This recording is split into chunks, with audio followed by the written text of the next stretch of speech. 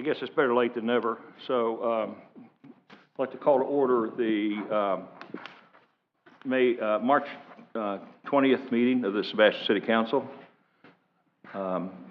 Let's rise for the invocation by Reverend Grant Foster from the Riverside Church Assembly, and then for the Pledge of Allegiance led by Councilmember Nunn.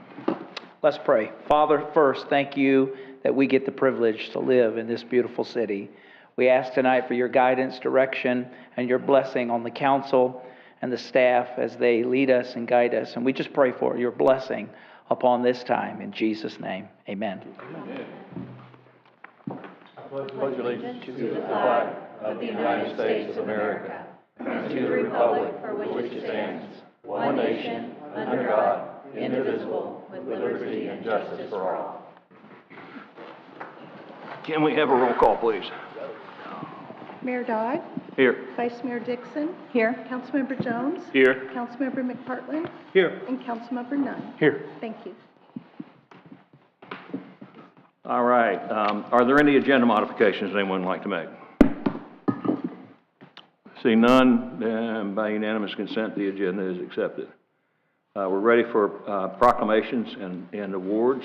Councilmember Jones is going to do a proclamation. Fred, would you like to use this?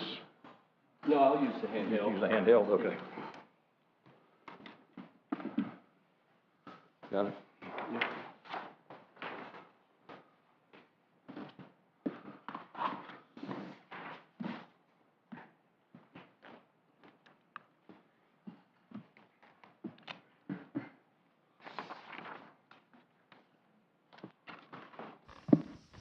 Testing.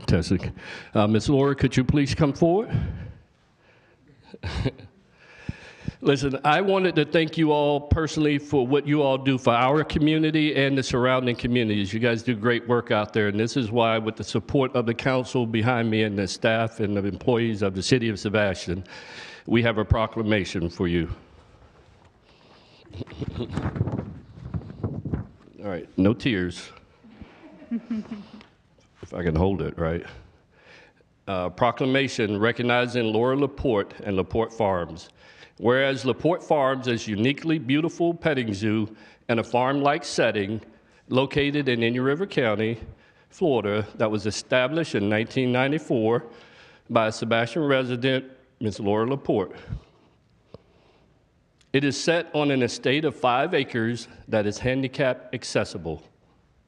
And whereas Laporte Farms' mission is to provide a safe environment for every visitor, regardless of ability, age, gender, to relax and enjoy an up-close and personal encounter with a menagerie of animals such as a zebra, kangaroo, goats, sheep, llamas, donkeys, horses, lemurs, tortoises, pigs, cows, and an emu and a zebu. We're going to talk about what a zebu is later. And the newest member is a dromedary camel, and we recently named her as Fergie. Fergie. She's a beautiful, beautiful animal. Okay. And whereas Laporte Farms offers fun educational field trips and summer camps that students will not forget. There are fishing tournaments along with a reading gazebo where the kids are challenged to read 20 books to earn a pony ride. And whereas throughout the years, Laporte Farms hosts numerous community and statewide events to share their passion for farm life. And you can look them up on Facebook or on the web at Laporte Farms. And whereas Laporte Farms does an amazing job enriching the lives of so many people, including myself, in our community, especially the kids.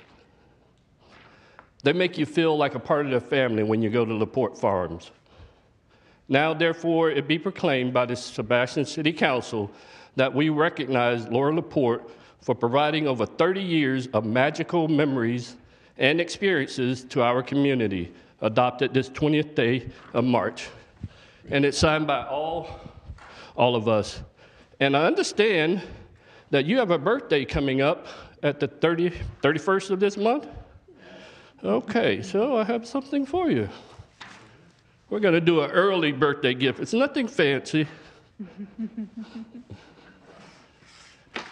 So we're going to present you with the cupcake for your birthday on the 31st, Kathleen. Here, you would like to say something? Thank you very, very much. My love is LaPorte Farms and Indian River County. I could not do it by myself without my awesome team. We're all the time doing something or challenging a new pen or a new animal. So we have lots of good things in store. We're working on that veteran stock that has been in the making for 2 years. It's finally coming together. So y'all watch for the details and keep on following us on Facebook and our website and come and checking out the animals. Thank you. Thank all of you. Thank you. Go ahead. Turn around.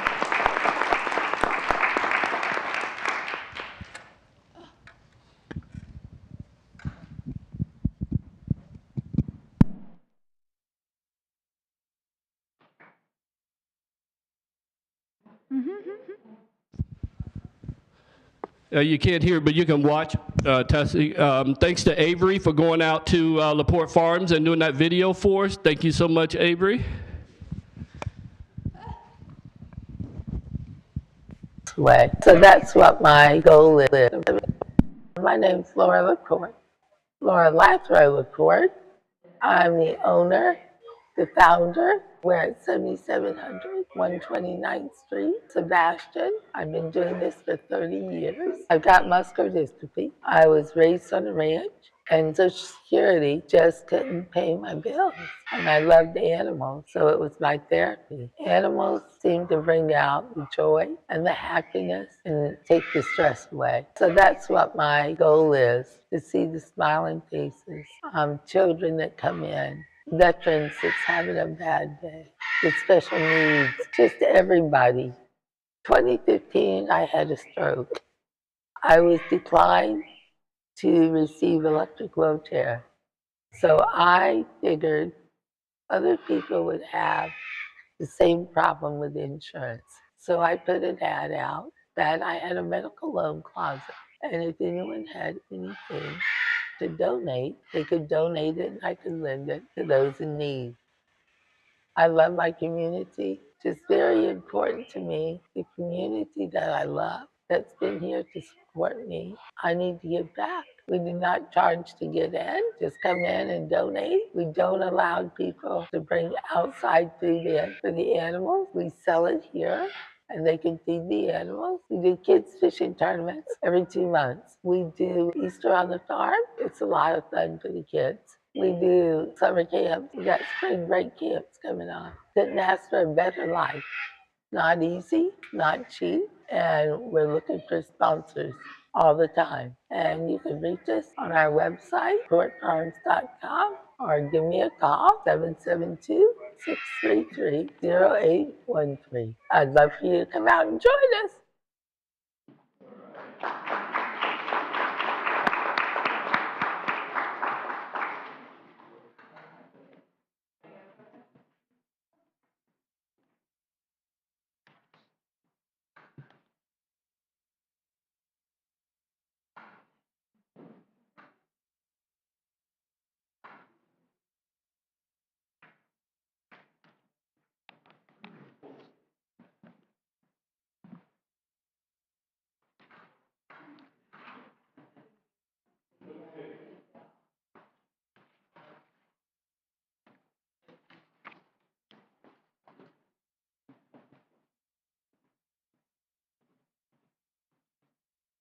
Okay, I'm going to cross paths with Fred. We have another proclamation for International Dark Sky Week. Is Patrick?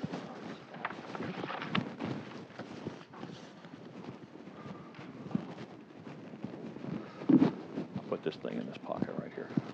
How are you today? Very good. It's nice to meet you. Okay, this is a proclamation for International Dark Sky Week, which is April the 2nd through the 8th of 2024. Whereas light pollution represents a waste of natural resources amounting to roughly $3 billion per year of wasted energy in the United States and contributes over 15 tons of CO2 annually. And whereas Sebastian being the home of Pelican Island Bird Sanctuary, the first wildlife sanctuary in the United States, and its beaches being a major nesting site for various sea turtle species, and all three species rely on undisturbed night environments to hunt, mate, and thrive.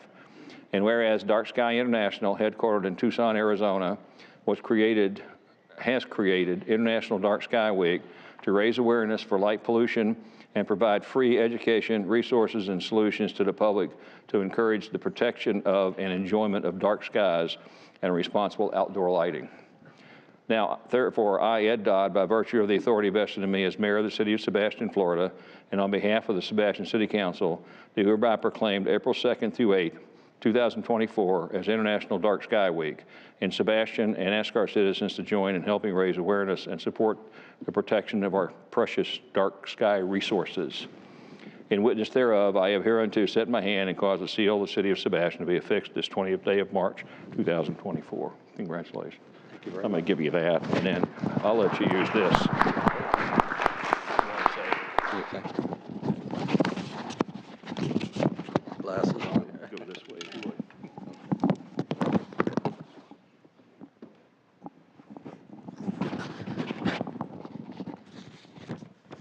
Thank you. I wish to thank the council for your recognition of the issue of light pollution in our communities and acknowledge the potential risks of excessive light at night to not only human health, but also to the environment, especially since the advent of LED lighting. The intelligent use of properly designed outdoor lighting will benefit human and environmental health, provide the needed safety and security, use less energy, thus lowering our carbon footprint, save money, and preserve the heritage of our connection with the night sky for future generations. This action today is the first step in raising awareness, thereby implementing meaningful changes. And again, thank you. Thank you, sir. Thank you. Thank you very much. Thank you.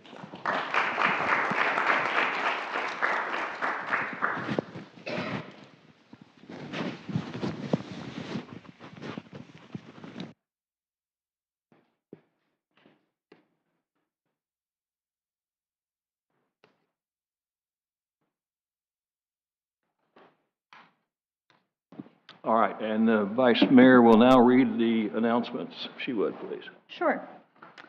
This Friday, March 22nd, the Sebastian Chamber of Commerce Concert in the Park series from 5:30 to 8 o'clock. Reckless Shots will be performing. The following Friday, March 29th, is our big Easter event at the Twin Piers in Riverview Park. Bunny selfies will be at 5:30.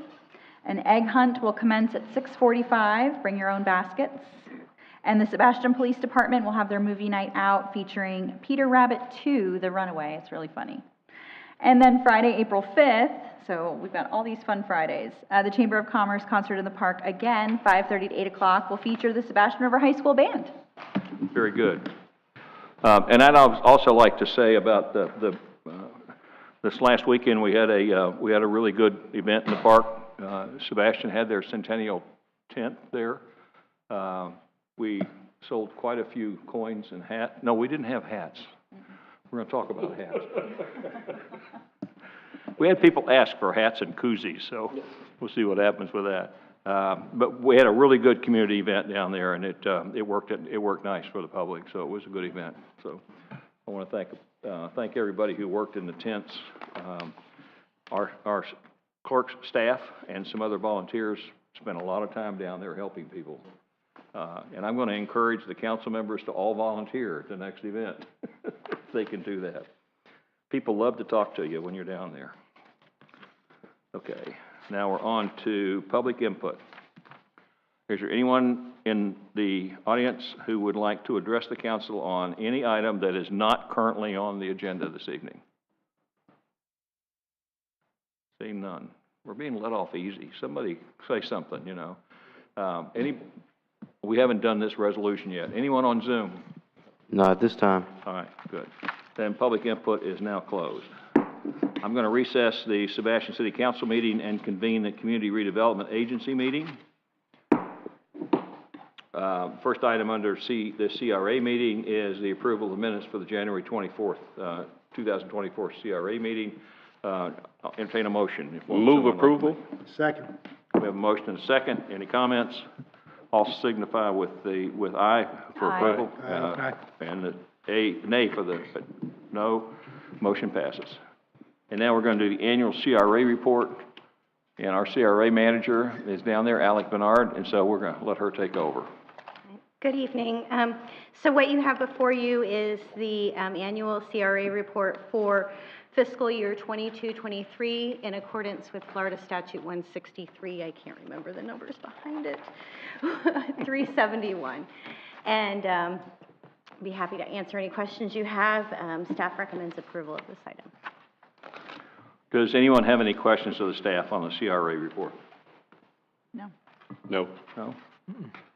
Then I'll entertain a motion for, I'll make a motion to accept the CRA annual report. Second. have a motion and a second. Any comments from anyone? All right, signify aye for approval. Aye. Aye, nay for disapproval. Motion passes. Now I'm going to adjourn the CRA meeting and reconvene the city council. Okay, we're on to the consent agenda. Anyone like to pull anything from the current consent agenda? Mr. Mayor, I'd like to make a motion to approve the consent agenda as it stands. Second. Okay, we have a motion and a second. Signify by saying aye for approval. Aye. Aye. All right, motion passes 5-0. Committee reports. We have one nomination for the Natural Resources Board. It's 11A. We've had one person apply for that. I hate to say this, but we should be really happy to have this person apply for the Natural Resources Board. Agreed. The list of qualifications is fantastic, and since they were the only applicant, I would like to... Mr. Mayor, before we do that, can we just have him come forward if he's here? Mr. Would Mayor? you like to come forward if you're here? Yes, Mr. Daniel. One second, Ms. Clerk. He had a prior commitment. He Okay. apologizes he can't be here tonight. Okay, all right. Is he here? No, he's not here. Okay. All right. Then I'll nominate Daniel Brugan to fill the open position on the Natural Resources Board. I'll second that. Okay. I mean, he works for Brevard County Natural Resources. That's a good start for. I know. Yeah. Okay, someone we to have one nomination. I'm going to close the nominations, and congratulations, Daniel. You are now a member of the Natural Resources Board. Thank you. Yay. All right.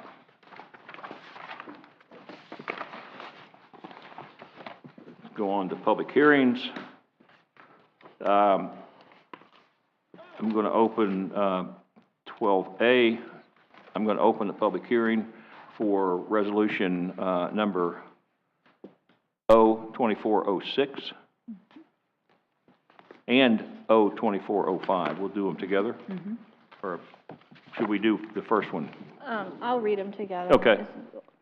These are, the first one is ordinance 02405, an ordinance of the City of Sebastian scheduling an election to submit a referendum issue to the electorate in order to amend Section 4.12 of the city charter to change the term of city council members from 2 years to 4 years, providing for such manner in which such election shall be conducted, providing for the time and places for holding such election, establishing the form of the ballot for such election, and providing for an effective date.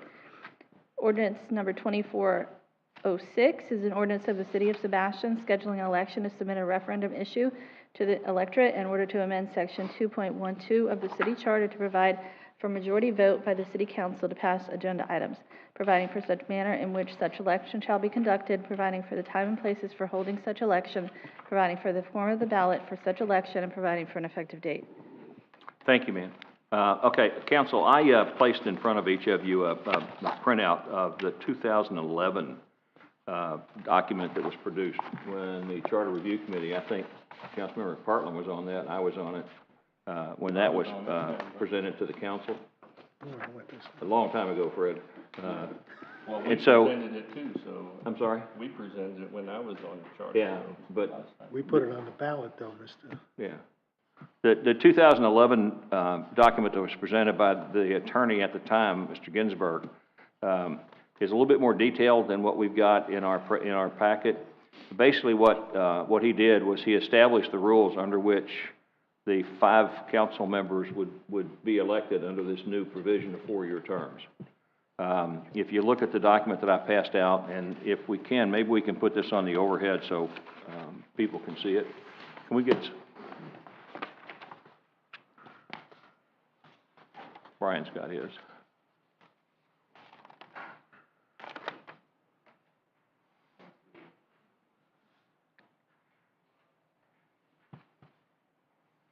Okay, everyone knows we have 2 election cycles. We have one election cycle where 3 open positions or re-elections take place, and we have one election cycle where 2. And the way this was written up in the 2011 cycle was basically that the election of 3 council members, period, and then 3 council members, and I'm changing this from shall be to were elected, because he referenced the fact that at the time that this was put together, the 2011 was 3 council members. So he was saying shall be, and I'm saying they were, because these 3 council members were elected in 2023. And at the time of the general election in November, council members elected in 2023 shall serve until their successors are sworn in after the general election in November of 2026. 3 council members shall be elected in 2026 and every 4 years thereafter at the time of the general election in November. What this effectively does is it adds 1 year to the term of the 3 council members that were elected in 2023 and extending their current term from 2 years to 3 years to get to 2026, which will be on the cycle of being elected during the federal election cycle. And then election of 2 council members. 2 council members shall be elected in 2024 and every 4 years thereafter at the time of the general election in November.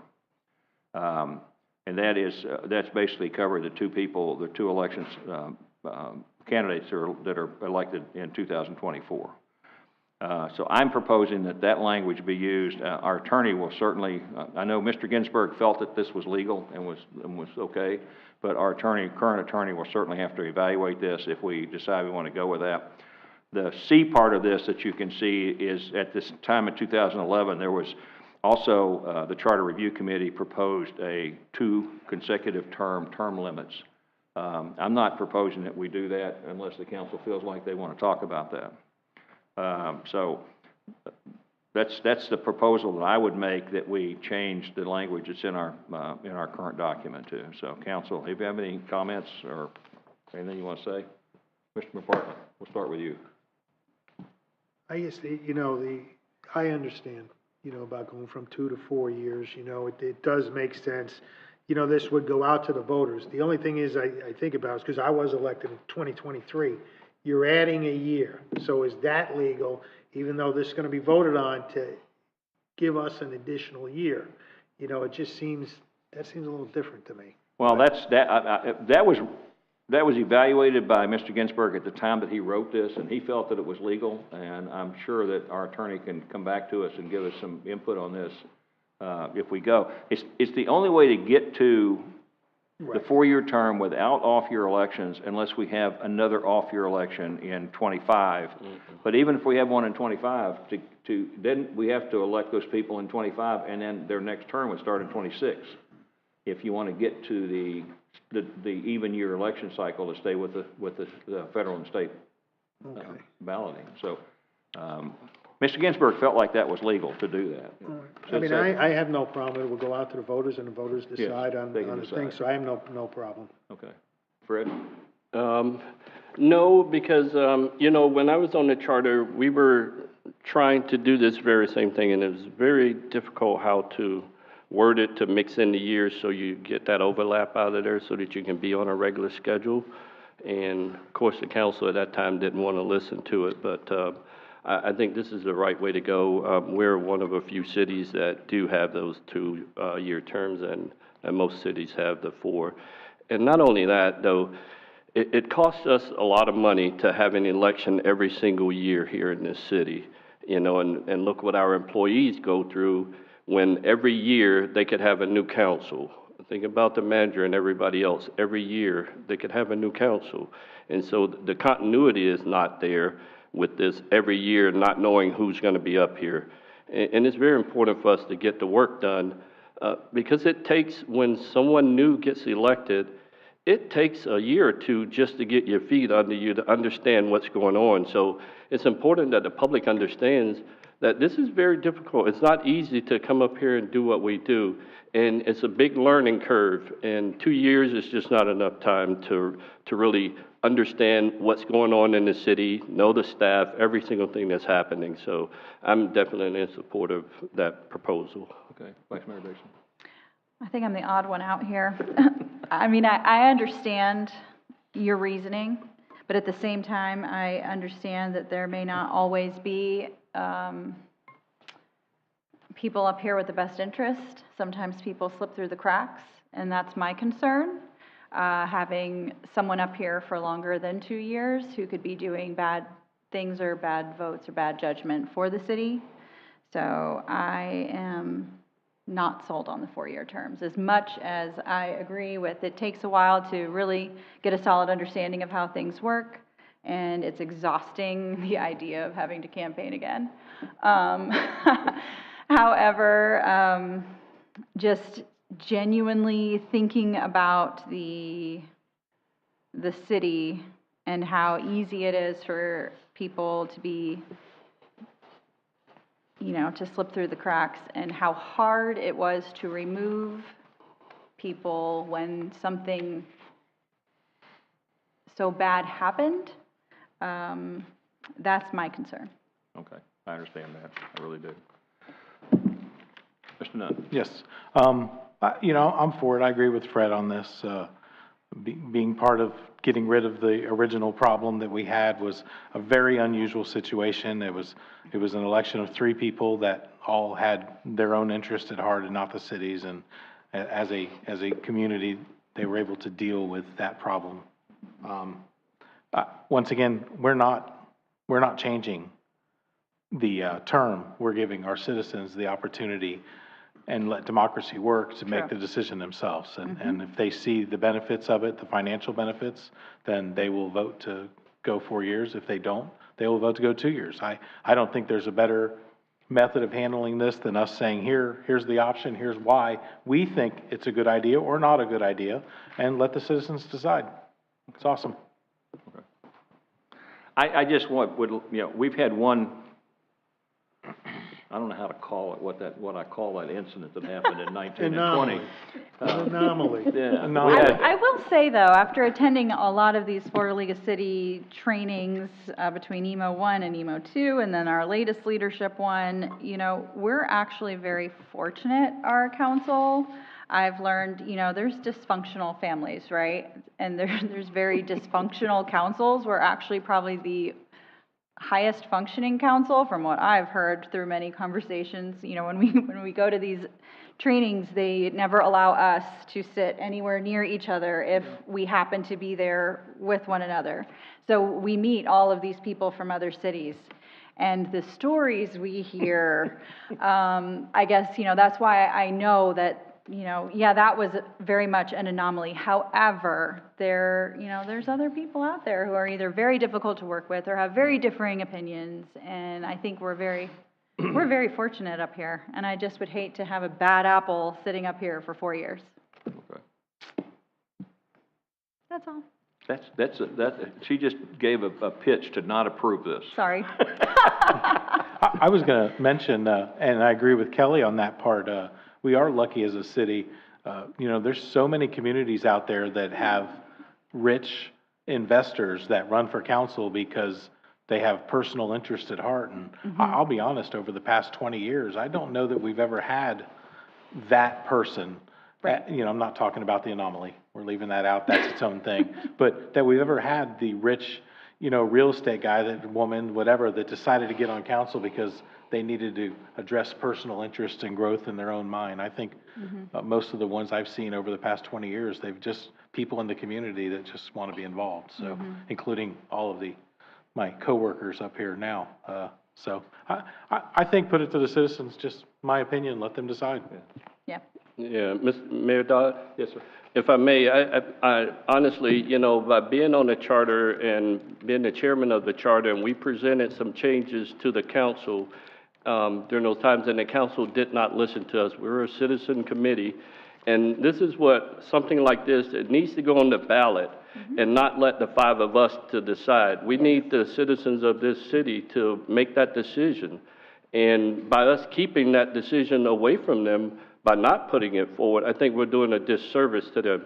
And on the other hand, when we talk about one bad apple, you can have one bad apple no matter what job you have, no matter where you are. But the key is here is there are 5 of us, and one person cannot mess up like that. I mean, we have, there's each one of us have one vote. So if we have one bad apple, there are ways to handle that, and it has been proven. And I think we should give the citizens the opportunity to make this decision. So, all right. I agree with that. I've been watching the council for 23 years now, and Sebastian, and I've not always agreed with the decisions they made, maybe more often than I need to say.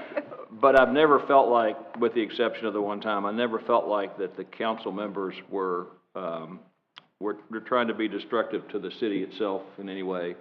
They were just voting their conscience, voting the way that they wanted to vote or moving the way they wanted to vote. So I wouldn't have proposed this if I felt like that we could lose the city over getting too many people elected.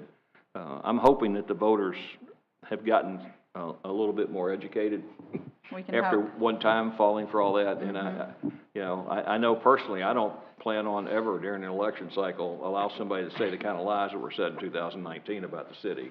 I'll never do that again. I sat back and very passively allowed that to happen and didn't respond, and I kicked myself a lot for that.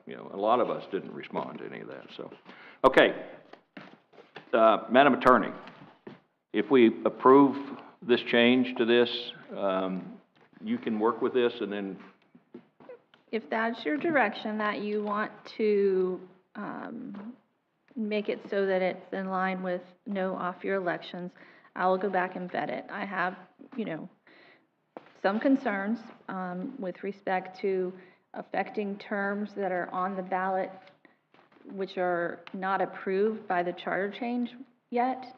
So in effect, you're putting this referendum on the ballot and you're putting things into effect for people that have qualified based on these changes. That's my biggest concern.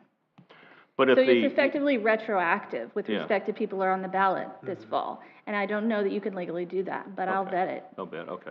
Because if this is not approved, then the 2 people elected this fall go back to the normal 4-year process. Yes, but 4-year it's my opinion that at this point, you should be putting forward referendum changes that would be then in effect for the next year. Because they're approving the referendum item potentially, but you've already got people on that same ballot, so those are for 2-year terms. So you're trying to put it in place for those terms, which are 2 years at this point. But whether or not that's, it's kind of an interpretation, and I've never seen that before. Okay. The other thing to consider is the more lengthy and complicated you make it on the ballot, less likely it is, the voter gets confused and says no. And in my experience, that's what happens. So just consider that when you're talking it out and figuring out what you want me to put it on there, Okay, because how you want me to write it. what I wrote on page 100, just a note was. Yeah, it's got to come back for second reading, but I'll have to change it before then for you, based on your direction tonight. This is the first reading on this, right? We have to do another reading? Yes, sir. Yeah, okay. Where it basically just says elected for 4-year terms, and I wrote one comment there, implementation. How does that happen? And I see that we're not providing the public enough information by just saying we're going to do a 4-year term without saying how that's going to happen. And I don't know if we don't include the language in here that we could extend the people who are supposed to run in 25, extend them 1 year to get to 26. So we're going to be stuck with at least one off-year election before we do that. And then they're going to be elected from 25 for 4 years. That puts it to 29. Right. Yeah. So we're going to always have one off-year election, at least Correct. because it's going to be 4 years apart. Mm-hmm. I went back and did a little research. In 2016, the county charged us $32,000 to run that election. The off-year, they were talking there about an off-year special election. Right. for something that possibly had to go to that. It was $32,000. This last year, they charged us $90 for the 2023 election. Is that right? 90? Yeah. And my concern is they're going to add another dollar maybe the next time, and then another dollar. Now we're at $170,000 for this off-year election. That's a driving force to try to do. So I would prefer that we at least give you the challenge of trying to determine whether we're creating a problem, and we can change that at the next reading if we have to. Anybody else feel that? Well, I'm thinking, you know, it's kind of what I thought. If this went out on the ballot in 2024, the 2 seats that are up would technically be for 2 years. And then it would be whether or not this referendum passed. And then the implementation would be in the 2025, those terms for the 3 city council would be 3-year terms. And then they would fall into the thing. Is that, I think that's what I'm understanding the attorney kind of I did them saying too. for 4-year terms, but like you're saying, I mean, if you guys want, then we could do it for 3-year terms but like you're saying, it would have to be starting in 2025. But see, the charter, if we modify it to say, simply say it's 4-year terms, then that's not consistent with the charter if in 2025 we say we want a 3-year term. Well, I mean, legally. You could say, well, I can write it out so that, kind of like you've said here, but like I'm saying, like the more complicated you make it, the less likely it's going to pass. I mean, you can see, I guess this got put forward in 2011, obviously it didn't pass as written. So you want to make it as simple as you can. Yeah, it didn't pass because it really didn't get support of the council. They agreed to put it on the ballot, and then they pulled it. Oh, okay. So I don't think this was even on the ballot in 2011, like it wasn't No, on I the think ballot. it was. I think it was like 60 to 40% that it failed Yeah. on the ballot. Yeah, so, all right, let me ask the public. Does anybody in the public want to make comments on this? Yeah. Hi, I'm Vicki Drumheller and live on Joy Haven Drive. I really support having 4-year terms, but I also totally agree with the attorney that it shouldn't be retroactive. If it's put on the ballot, I think as a voter and talking to a lot of voters in the community, that if you put it on the ballot with retroactively adding years to current terms, if there's anyone that doesn't like someone that's currently sitting on the council, they're going to vote against the 4-year term, even if they're really for it, just because they don't want that person to sustain another year that they didn't like, they didn't vote for them to start with. So I think that the charter amendment that goes to the public really should be very global about 4-year terms, and then the operationalizing that concept should come after that. And the other thing, just because I think if you go to 4-year terms, another consideration should be to think about term limitations. Just like we see people staying in office at the federal level for 20, 30, 40 years, that's not always the best thing for the city or the public. So I just want to throw that out there while you're thinking of 4-year terms, maybe to put a little limitation for 2 concurrent terms. So, thank you. Anyone else in the public? Okay. I guess my big concern is implementation. However we have to say it, we say it, but legally how, if we just modify the charter to say terms are 4 years, how do we implement that legally? What mechanism do we use? Can we do that via ordinance? How do we have to do that? There's more to the background and legal ramifications of this than just saying we're going to change the charter to 4 years, Well, in my opinion. I mean, you have to do it the way you're doing it, right? 2 readings, an ordinance, and then a referendum. I'm sorry. Okay, well, right, okay, if all we say in our ordinance is that in all general or special elections, the candidates receiving the higher vote in each of the offices of city council shall be elected for 4-year terms or balance of the term. Now, how do we implement that so we get those 4-year terms to be on the even year boundaries? the federal and state election boundaries. Well, then it'll have to have an extension of terms, or it's gonna be off year. Okay, so how do we, my question is, does anyone in the council want us to continue to have off-year elections if we change this? No, that kind of defeats the purpose of Yeah, saving I money. know. I mean, I would vote against it if we were gonna have off-year elections, continue to have I off-year agree. elections. So, Well, the now we thought- don't want off-year elections, so how do we get that shifted to the federal and state election boundaries, which are the even years? I just wrote down, like, what if you did say the initial, you know, if the people pass this, the initial group, which would be the three, that initial one would have to be 3 years, 2025 to 2028. That would be the only time. If it was like a special case, just so that it could get on those years, if there was some way to write that in. And then after that, they're all going to be even, because that would be 25 to 28. Then the 2 seats would be 26 to 30. And then it would start the 4-year term for the 3, 28 to 32. Okay. So So does that's that not your- have to be in the charter? Yeah, it will have to be in the charter, it'll have to be on the referendum. So if that's your consensus, that you want me to bring it back, and I'll try to bring it back in the, you know, simplest as I can Okay. at the second reading, if you Okay. have consensus on that. Yeah. However is the best way to do it, but I don't think we need to stay on even years if we can do that. Yeah, it sounds like the 3 and 25 are just gonna have to be 3-year terms, and then we go forward and rotate things in. Yeah. Yeah. And obviously, the ballot language, when you get to there, that's its own challenge, because you're limited on what you can put there. Yeah, you've got so many words. And maybe I agree with what Ms. Drumheller said, I which do is too. keep it simple to the point and let the rest of the stuff explain it, but keep the ballot as simple and to the point as it can be. Okay. All right, so, do we have a motion to that effect?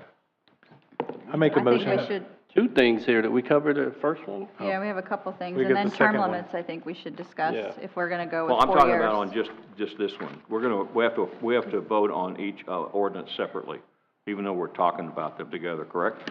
Yeah. So then not to include term limits, or yes to include term limits in? Because that's a part We of this haven't one. discussed term limits, so. No, I'm, quite frankly, I'm torn between that. If you're on a 4-year cycle, I would not vote for term limits on a 2-year cycle. So until you're on a 4-year cycle, I wouldn't vote for term limits. Personally wouldn't vote for term limits. And it doesn't sound like we're gonna be on a 4-year cycle until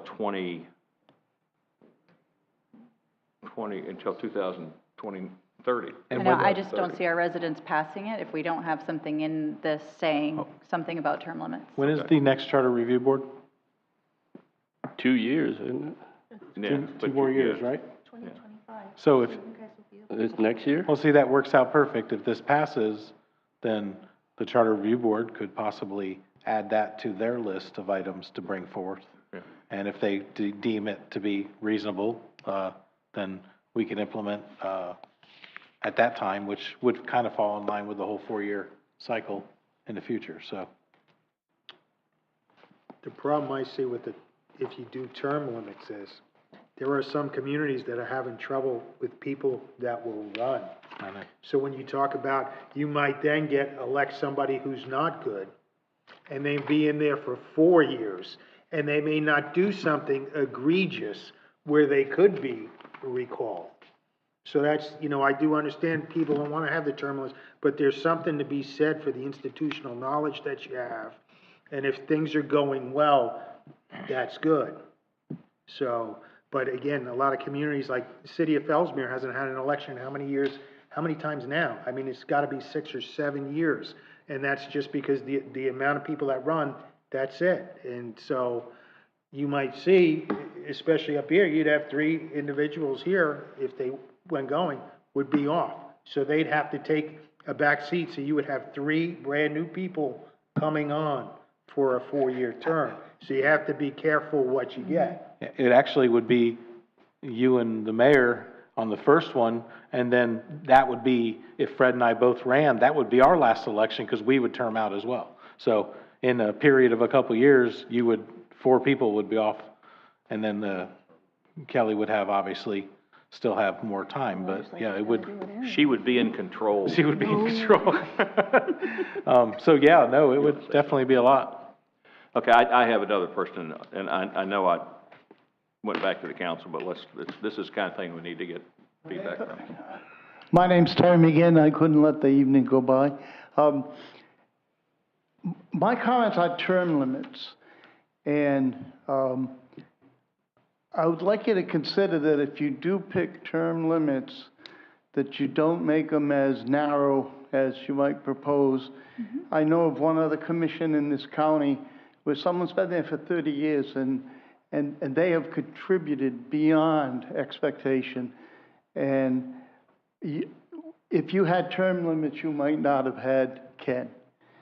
I use him as an example because he's been a tremendous person. He could have been. Yeah, but the term limit wouldn't apply to an employee. I know, Yeah. I use the personality as an example, but if you're gonna have term limits, it should be more than 2 terms. Be careful what you wish for, I guess, because what you just said is true. Thank you. And we may have term limits within the next 2 years, thanks to the state, so. Yeah, that's another worry. It's a big move to do that. One of the reasons I understand it didn't go this year, just what I was told, was that they couldn't figure out how to make cities change their charters to fit the state law. So, and they will figure that out. Oh, yeah. They will figure that out. Okay, let me understand exactly what we're talking about as far as the election is concerned. We're talking about 4 years. We're talking about 2024 through 2026 would be the next election, this year's election. 2 members would be elected from 24 to 26. And the 2 members that would be elected in 26, their term would end in 30. Correct. And then we're talking about 25. That term would be 3 years, which would run from 25 to 28. Yes. And then in 28, that term, after 28 election, then their term would go to 32. Correct. Second. Is that right? Yes. Second. That was a motion, right? Okay, so now the next question is, do we want to include term limits? And if you answer, I don't think we're waiting for the Charter Review Committee. I don't think though this time. all right, so we're And not gonna do. The state may preempt us anyway. Okay, so we're not gonna do term limits then. Okay. I think that term process, some way or another, doesn't need to be in the ballot language, but it needs somewhere or another, that needs to be transmitted to the public so they understand exactly what we're talking about doing.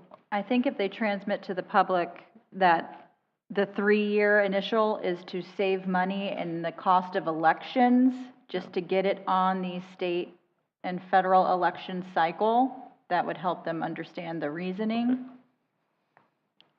Do we have to send a postcard out for this one? A postcard, yeah, we'll have to do something. We'll have to do a We'll have to postcard, notification, because when it goes on the mailing. ballot. So, do you have enough to modify this the way Yeah. you think it needs to be modified? Yeah, so we'll do 4-year terms, but it'll start essentially with the 2026. The 2024 will be 2-year terms, 2025 will be a 3-year term, and then starting in 2026 will be 4-year terms. Right. Yeah, it's a step process. Right. Yeah. Okay. 2, 3, 4. And Now, we'll see if we can I'll get hear a it motion. concise enough to get Yes. approval. Now, Councilmember McPartlin said he seconded whatever I said, but I really need That was somebody to my make a motion motion. then. Whatever you said was my motion. That was your motion? Right. Yeah. Okay, I need a second on I that. second that 2, 3, 4 motion. Okay. Any other comments about that motion? So now I'm asking for, the vote is on Resolution O-2405. Ordinance, sorry. Ordinance O-2405, to be transferred to the second reading, which would be on what date? April 10. April? April 10th. April 10th? Okay. All right, so we have a motion and a second. We need to take a roll call vote on this. Councilmember Jones? Yes. Councilmember McPartlin? Yes. Councilmember Nunn? Yes. Mayor Dodd? Yes. And Vice Mayor Dixon? Even though I helped you solve your problems, I'm still going with no. Motion carries. Okay, now we're on to ordinance 26. 2406. You've already read the ordinance language, so council, what's your pleasure on this one? This is cleaning up the issue that was found a couple of meetings ago when we only had 3 people in attendance and we weren't going to be able to really vote on much. So, Alex, are you going to comment on this? Are you preparing? Okay. Anyone have any comments on this change? No. Mm-mm. Do we somebody want to give a, not a background, but a understanding of what it's changing for? Okay, Maybe currently city the manager? charter says that we have to have 3 positive votes to pass anything. Correct. And we had a situation, 3 meetings ago, in which we only had 3 people Up here. here. We had a quorum, but we couldn't vote on anything because of the possibility. We did vote because we did you just had to be unanimous essentially versus a 2-1. Right, it had to be unanimous to pass. There are situations where that could be a hindrance to the council to be able to operate. So this change to the charter basically says, instead of saying 3 votes, it says a majority of the council. Yes. Therefore, once you have a quorum, the majority of the council could be 2 votes. Perfect. Thank you. I make a motion to approve ordinance 2406. Second. All right. Motion and second. Anyone from the public want to address this? All right, let's have a roll call vote, please. We're going to have a discussion? Oh, yes, if you'd like to. Yeah, so one of the things I'm looking at, I don't think that 2 people should make a decision of stuff that's happening in this city. And in essence, that's what could happen if only 3 members are present and we change what we have. What happened previously was an anomaly that hadn't happened before, right? And I think, I'm not sure, but I believe if one of us can't be here, we can be available by Zoom as long as there's a quorum in the chambers and one can still vote. Yes. Correct? Yes, that's correct. Okay, so I don't see, me personally, I don't see any need of changing that. I mean, the anomaly that we had with the 3 people here, and if one voted against something, nothing would have ever been done. So I just can't support it. I'm sorry. The only thing I would add to that is that the law has gone back and forth on that a little bit as to the physical quorum and being able to vote remotely. Right now, the state of the law is that you can. You can. Vote remotely. Correct. Mm-hmm. And then I'm in agreement with Mr. Jones as far as 2 people being able, because it is strange when we do not have, when we only have 3 people here. And typically, and I believe in that instance, it was known that a couple of people were not going to be here for a while, so something could have been held off the agenda. Mm-hmm. It's not like, so I don't think there's any need to change, just to keep it the same as it was. Now, it's different when you run into, like some of the committees that I'm on where it's hard to get a quorum, and you want to then have that majority of yeses to do something. But in this instance, to just have the ability for 2 people, because something nefarious could be happening. Maybe there's 2 people, they break their legs, they can't make the meeting, and then you have 2 that are for and 1 that's against. I mean, could happen that way. So I think it should minimally be always 3 ayes to move forward. I was going to mention as well, if there's only 3 of us here, we meet a quorum. If all 3 of us vote on it, then it's still passing it by the current situation. So the only situation that puts this in a different position is if those 3 people disagree on an item, and then my suggestion is at that point is table that item to, which is what I was going to do that night that we had the 3 people, is if an item seems like discussion's not good, is suggesting tabling it till next meeting when the full council's here. So I'm actually against this as well, even though I did motion to approve it. Okay, anyone from the public want to address this?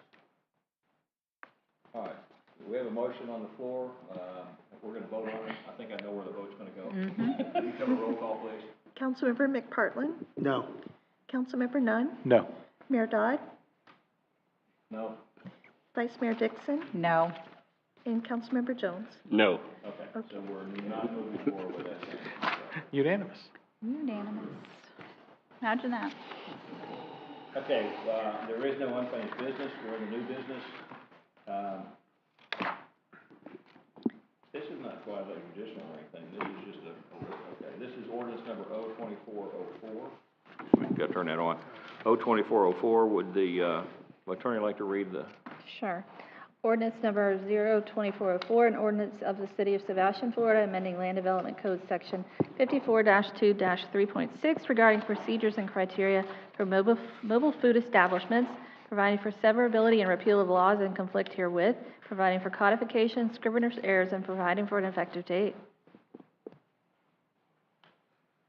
Okay, and I think on page 108, item number 4, at the top of the page is basically the gist of what this thing does. Is it basically says that no food truck is permitted on any property, or is only permitted for a maximum of no more than 3 days per calendar week, and it was 2 in the original ordinance, and we're saying 3 at this point in time. So, any comments from the council members? No, I'm happy with this change. I believe I was the original pusher of it.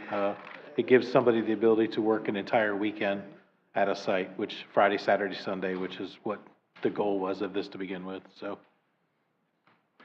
You know, I see one of the things it's kind of funny is people that play with words and everything. So does 3 days mean actually 72 hours? You have 72 hours to put it there, and then 172, it's got to be gone.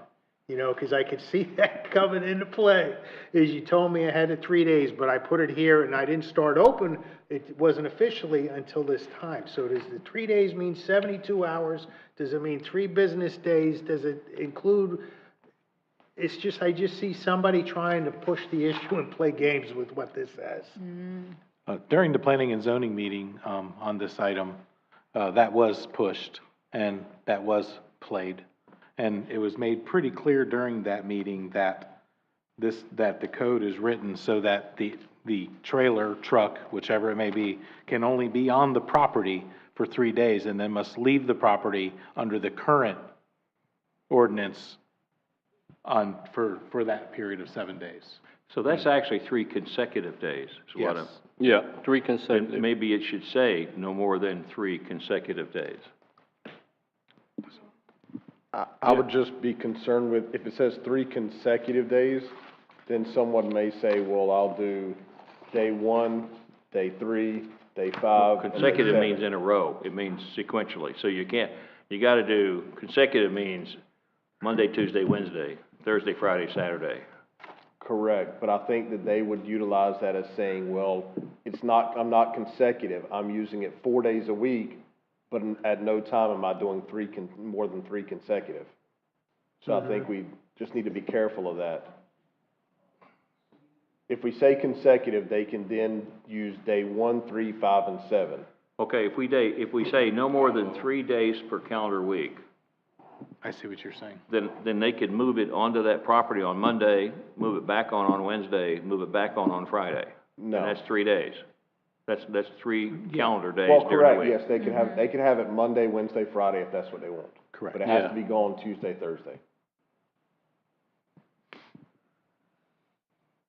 Okay, I have to think about that. Now, my next question is, how do we enforce this? Yes. Code enforcement.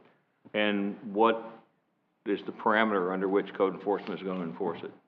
So we'll either get a complaint from a resident or a complaint from staff, or code enforcement being proactive, goes out, they observe it on the site 1 day, they come back and observe it on the 2nd day, they observe it on the 3rd day, and then if it's there on the 4th day, they're cited. Are they getting permits for these specific days or just a permit to have a food truck in the city? No permits. No, they do not get a permit for specific days. This is not Hard to police. a special use permitted item. This is someone just puts it on their on a piece of property, correct? That's correct. And Okay. so, state statute, we have to be careful in the way we word this ordinance in order to be in compliance with state statute. So that's the reason that the recommended change is from 2 to 3, which was council's guidance back in February of 2023. And so that's the reason that it is being presented the way it is tonight with just that one word in order to keep us in compliance. And so the state statute would not allow us to limit them to consecutive days? No, what she's saying is that there's been some preemption recently in this regard, and so the more you, kind of like short-term rentals, the more you mess with your ordinance in place, the less likely it is to be upheld. So since you gave guidance on this last year already, this is Right. just cleaning it up from 2 to 3. But you know, I mean, I'm looking at a specific incident maybe, but if we're going to use code enforcement and I put a food truck on my property and I keep it out there Monday, Tuesday, and Wednesday, and somebody complains or whatever, and Thursday or Friday code enforcement shows up and they cite me, they're going to come back a week later and cite me again because it's still there and I'm still running it and I'm still pumping food out of it. And they probably will come back a week later before they go to the special magistrate, and then that takes a month. And so I'm running that thing for 3 months and just bluffing my head at code enforcement and run it for 3 months. And so I guess I'm not sure how we enforce something like this. I mean, trying to make somebody cut their grass or clean up garbage around their house and going through that process, which our code enforcement does, it's proactive. We try to get the mess cleaned up. We try to do something with that. That's one thing, but going through something like this, it just seems to me that we've got to have something more that allows us to enforce it. Because it's not fair to the brick and mortar businesses. Yeah, Mayor Dodd? Yes, sir. You know, we look at this, but these trailers are going to be on commercial or business properties, correct? It's not like they're going to be putting them in somebody's yard. Right. So they have to get permission to go on someone's property. Whoever the business owner is, then they are definitely be like, nope, you're here for 3 days, you got to go, because I don't want the city coming here messing with my business or whatever. So you have another backup there. It's not like they can just put them up anywhere. They can't put them in the park. They can't put them other places. They have to put them at a commercial business. What if it's the business owner? Right. Well, I get that, but the days are still the days, no matter who you are. Okay. I was going to say, after watching the planning and zoning meeting and associating, I think we have to be careful not making rules based on a problem that the city has, because it is its own problem in itself. And I would say personally we should not make a decision based on a single business owner who seems to be a problem. That has to be addressed. And unfortunately, that is our code enforcement process, which is a lengthy, frustrating process for the people that I will say that are reporting it or that are upset with the situation, whether it's a camper and people living in it in their yard. The process of getting that out of that yard is a long process, and unfortunately, this follows that same. I wish it was quicker and faster too. Yeah. Anyone from the public like to address this? No? Okay. I got I'm another convinced. question, Mr. Dodd. Sir. Okay, 'cause, see, I'm thinking mobile food truck. That means it comes here, goes there, from there, Right. goes there. A stationary mobile truck on my property that I have, I can operate that on my property 3 days a week, Friday, Saturday, Sunday. Monday through Thursday, it's closed, doesn't move. So mobile to me means it moves. Right. There's a difference if something is stationary, parked there, so to speak. That, and it's on my property. I understand if it's on somebody else's property, I go to this business, I go to that business, and their permission, but if it's on my property, You're talking about your commercial property. my commercial property, Then it should be part of the site plan. That's the key to it. Okay. If it's not a mobile food truck and it's not listed in your site plan, you're in violation of your site plan. okay. And that's when you can be cited, not through code enforcement, but you can be cited through a much stricter mechanism. So that's the thing that I'm talking about, is that if you have a commercial piece of property and you extend a kitchen or some server to that and it's not part of your site plan, you're in violation of your site plan. That's pure and simple. That's just the way it works. We have not probably been very active in going after some people based on their site plan being violated. Maybe we should, but we haven't. So, now, I'm listening to what our staff is saying, that we need to be careful with state statutes, and I understand how the state does these things when they preempt. So I'm willing to personally go with this change based on just that, because that's the important factor, is we don't want to get ourselves crosswise with somebody that can go to the state and get us caught, so. There's no requirement for you to change it from 2 to 3. It's just based on your prior direction. Well, the reason that we talked about 3, and I think Councilmember Nunn was involved in that conversation, we had a very good citizen who came in, who runs a food truck and makes a great sandwich. And she was having to break it down on the evening of the second day where she was, and she came to the council and asked for some relief on that. And because I went out and talked to her, and I'm pretty sure Chris did, and because he brought it back to the council, and that's when I had one of her sandwiches, and I was very good sandwich. But she explained to me what she had to do to move that truck, and it was pretty onerous on her. She had to empty her grease containers. There was lots of stuff she had to do to move it. And so she just wanted to be able to keep it there for more than 2 days, because the cost of breaking it down and so forth was big. So her case would work well here. We'd give her an extra day. Site plan size of it is one that I think we need to maybe think about for other situations, maybe. Okay. And then the other thing I heard, just to clarify in my head, is that if this has happened, this has to be reported to code enforcement. Code enforcement can't just be driving around and see this and cite them. Cannot be anonymous, and they can't do it. I believe they can be proactive. They can be proactive. They can? Yes. Oh, yeah. Under a state statute, they can? The new one? Nothing to keep. I thought they had to have a complaint that was not anonymous. If it can be proactive, My understanding that code enforcement can still do their duties as they're out and about. They don't have to only be based on complaint, but I'll double check. That's fine. Yeah, I was gonna say, when I asked about this before, the city can still be the complainer. Okay. Okay, because I had heard that, and then the other thing is, hey, how do they mark it? Do we do like Vero Beach they do with the parking? I don't know, they don't chalk anymore, but there is a monitor to the thing, because I could see somebody questioning, oh, when did you do it, even though you get a timestamp. I don't care, I'm ready. Okay. Any other comments? Yeah, and this is nothing new. We started this back in February of last year, so this is not about one business or one thing. For me, this is about the city overall and businesses that want to come in here, food trucks and stuff. And we heard the story about the 2 days wasn't good enough. And this is why back in February, we decided to go to push it to 3 days. This is just codifying that language that we spoke about in February of 2023. So there's no changes to this other than the number of days, what we already have on the books. We're just changing the number of days from 2 to 3. Is that a motion? Yes. Motion to approve. Second. All right, we have a motion as presented. So the code enforcement officer may not initiate an investigation by way of anonymous complaint. That doesn't keep them from doing their own. All right, we have a motion and a second. Let's do a voice vote on this, please. Councilmember Nunn? Yes. Mayor Dodd? Yes. Vice Mayor Dixon? Yes. Councilmember Jones? Yes. And Councilmember McPartlin? Yes. Motion carries. Thank you. Okay, we're on to the first reading and a public hearing of O-2409.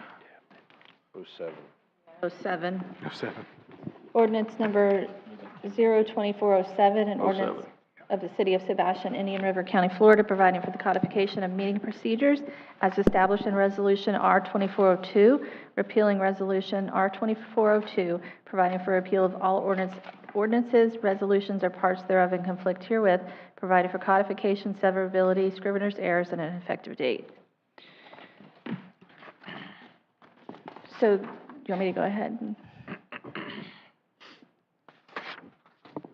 Okay, and we're only saying that that public comment cannot be over electronic technology.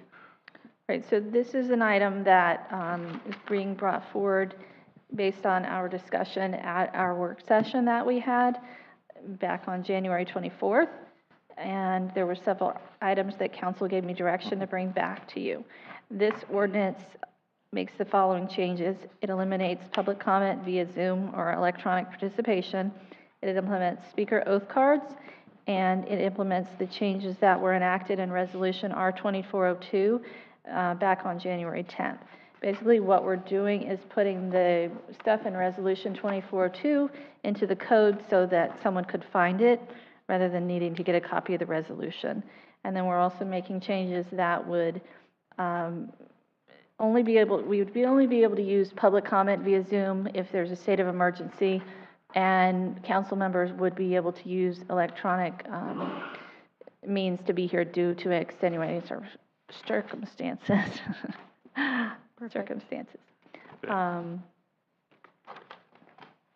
And then it talks about the speaker oath card so that the clerk wouldn't have to swear everybody in. They'd be able to use the form, which I believe she's distributed to you.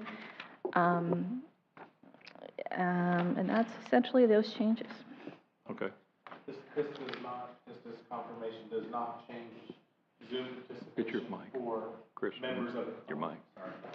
So this does not change the Zoom participation for members of a hearing? A council member would be able to attend electronically if you have exigent circumstances, meaning you're out of town or you're sick or something like that. Does this also include a member of a hearing? The plaintiff or the. Right, so the only people that wouldn't be able to, so this would be for, the public could not. Just public comment? Public Okay, comment, right. thank you. Okay, any other comments? Council? Nope. No, this needed to happen. Anybody from the audience want to speak on this item? No. No? I see smiling faces. We got somebody raised. Yeah, you want to speak? Does he have an oath card, sir? Terry McGinn, Sebastian. I just wanted a clarification. I attend a lot of meetings on Zoom when I'm not in town. Does this now eliminate any Zoom comments? I know what caused it, but does that mean that we're now shut out of Zoom? I just want the clarification. Yes. Not from watching, but from participating. Yeah. Yeah. I'll let the attorney answer that. Yeah. Right, they would only be, you would have public comment in states of emergency, say there's a hurricane or instance such as COVID, when things get shut down. Ordinarily, you would expect public comment to be in person, just in extreme states that you would be allowing public comment via electronic means. You would still be broadcasting the meetings, you just wouldn't be taking public comment from people all over the world, potentially.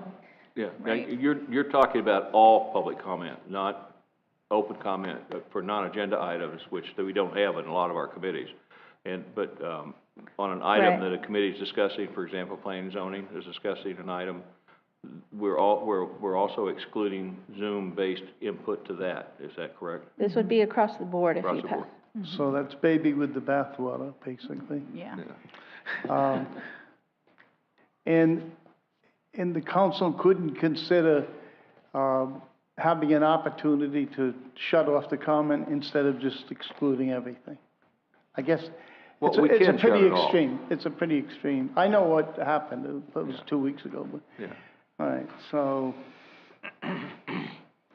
unfortunate, thank you. Unfortunate. Yeah, and I understand Mr. McGinn's Yes. concerns, because he does call in to meetings when he is not in the area, but there's no way to shut off idiocracy. Yeah, he was the first one who popped in my mind when we were deliberating, but, you know, I know people like Mr. McGinn they really pay attention, and I'm sure you read the agenda before our meetings, so, you know, feel free to email any of us, any of your input or concerns or questions. We'll happily Oh, he knows how to listen. email. Oh, I know he does.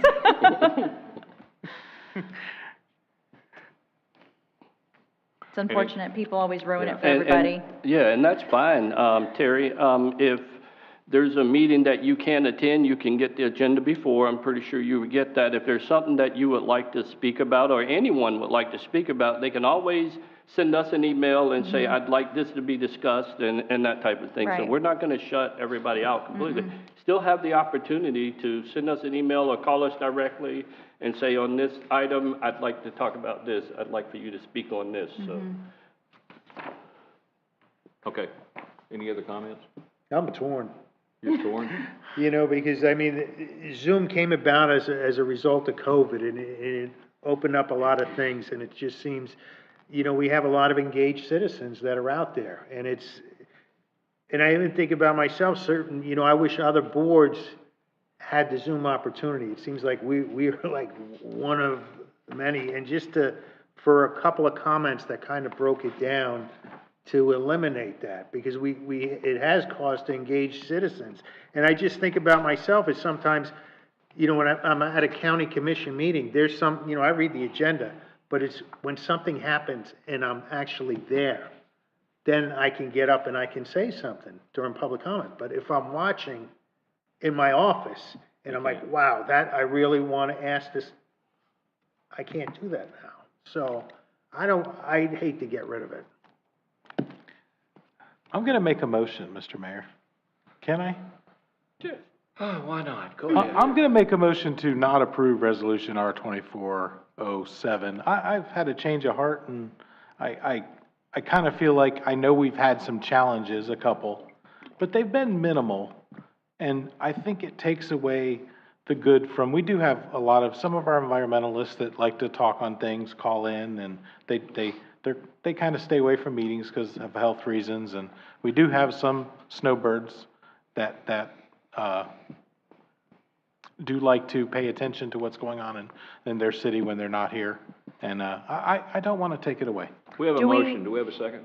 Before we can discuss it, though, we got to decide, because the motion will have to die, or we'll have to get a second for discussion. Yeah, I think it needs to die, because I think we want to keep the speaker oath cards, right? well, So we don't want to kill the whole thing, but we're reevaluating Zoom. Can I re-amend my motion then? I'm going to retract my motion and amend it. I would like to remove number 1 from the 2407 and leave 2 and 3 in, and approve it in that form. Second. Yeah, this is just for public comment?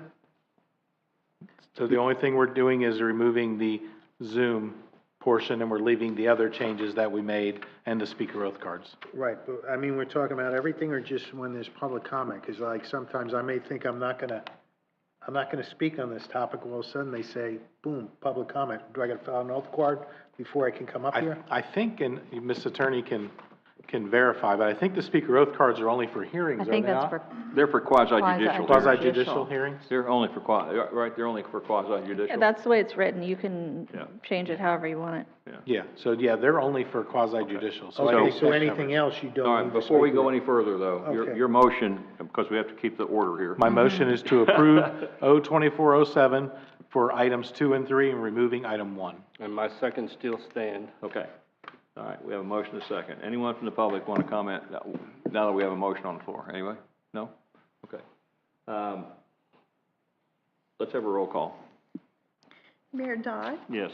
Vice Mayor Dixon, Yes. Councilmember Jones, Yes. Councilmember McPartlin, Yes. and Councilmember Nunn. Yes. Okay, now that was the first reading. Do we have to set a date for the second reading on this? Second. April 10th. April 10th, okay. In the meantime, can we reevaluate a better way to vet the Zoom calls? Or give him power to just hit, like, hang up when they start talking crazy? I think he did that He last. did that. Okay, yeah. good, And did the nonsense as Yeah. quick as he could. He great. may look timid, but he's really not. Okay, now, I think, and I may be entirely wrong, but I believe that there's a scrivener's error here. Item number, it's, in the agenda, it talks about 02408, but if I look at the item on page 121, which is where that starts, it references 02409, and I believe that reference in the agenda transmittal is incorrect. And likewise, on page 130, the agenda references 02409, but the agenda transmittal references 02408. Now, when I read the transmittal and read the agenda item, they seem to match. So it looks like there's a couple of scrivener's errors there. 2409 is down in D, though. 2409 is down in section D. You're in C right now? Okay, but what I'm doing is that we have two places where I believe we have a conflict in the resolution number. Yeah, I think, so it On just page- looks like they were on page entered into the 121. agenda in the wrong order. They're in the, but the contents of the transmittal is correct, I Correct. believe, just the item number is wrong. So, Yes, sir. on page 121, that should reference 02408. And on page 130, that should reference in the agenda transmittal 02409. Is that right? Okay. So now we're on to item number C, which is ordinance 02408. Mr. Mayor, before we get started, it sounds like there's some discussion. Can we take a short break? Please? You did it instead of Bob? Yeah, well, we can communicate. All right, 10-minute recess.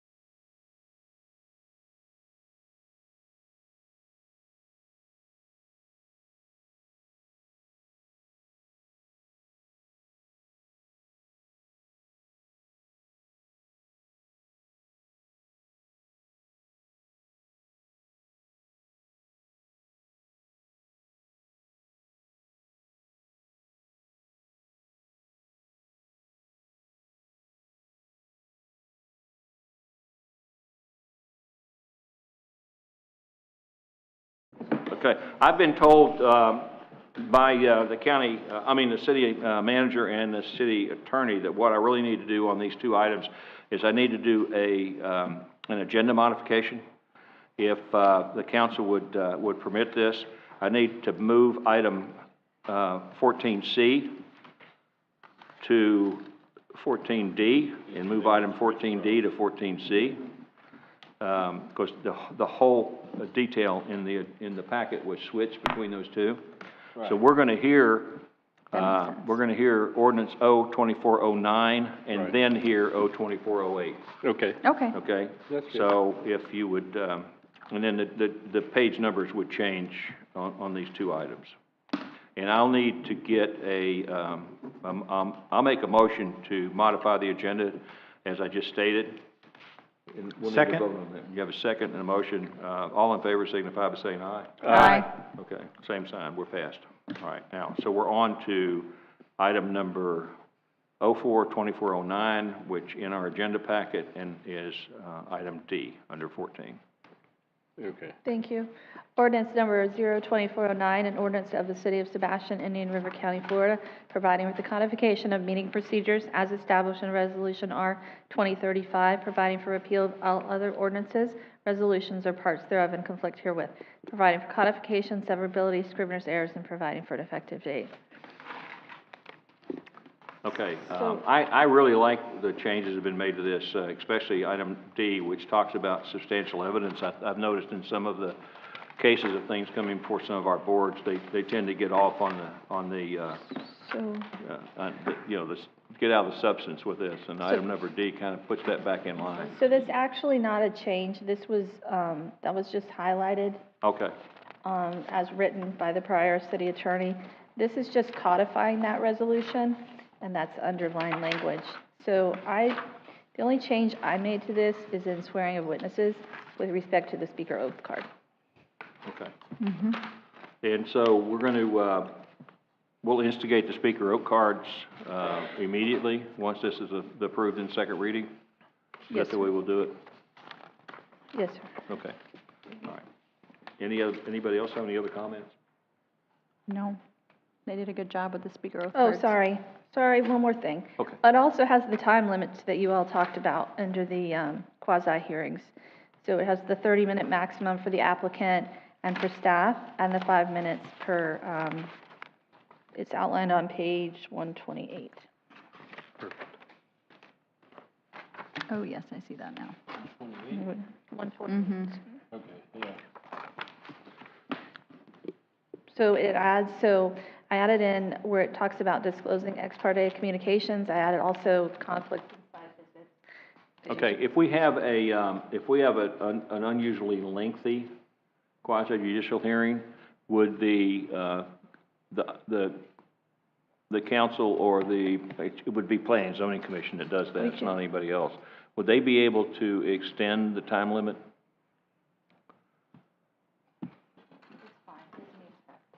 I believe there's a provision that we have that all of these things can be modified by a call of the chair. Okay. But Okay, this 'cause is just I'm so to give thinking- some guidelines, because some of these presentations can be Okay. extremely lengthy, and they're not needed to be.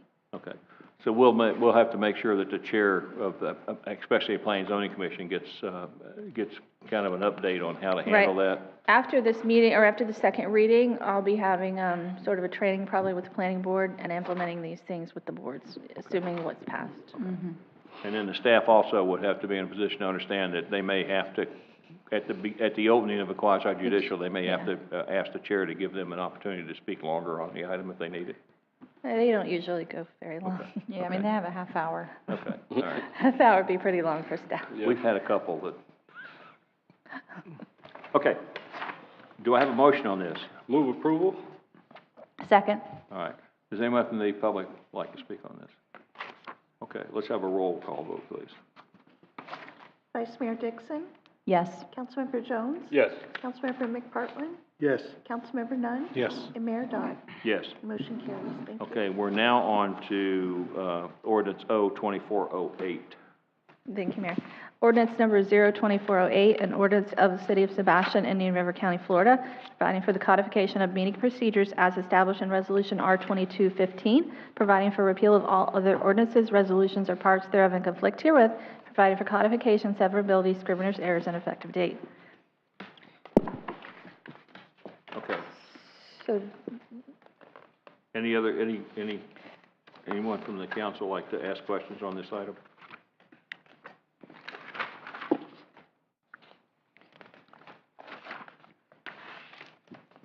I'll move approval of ordinance O-24-08.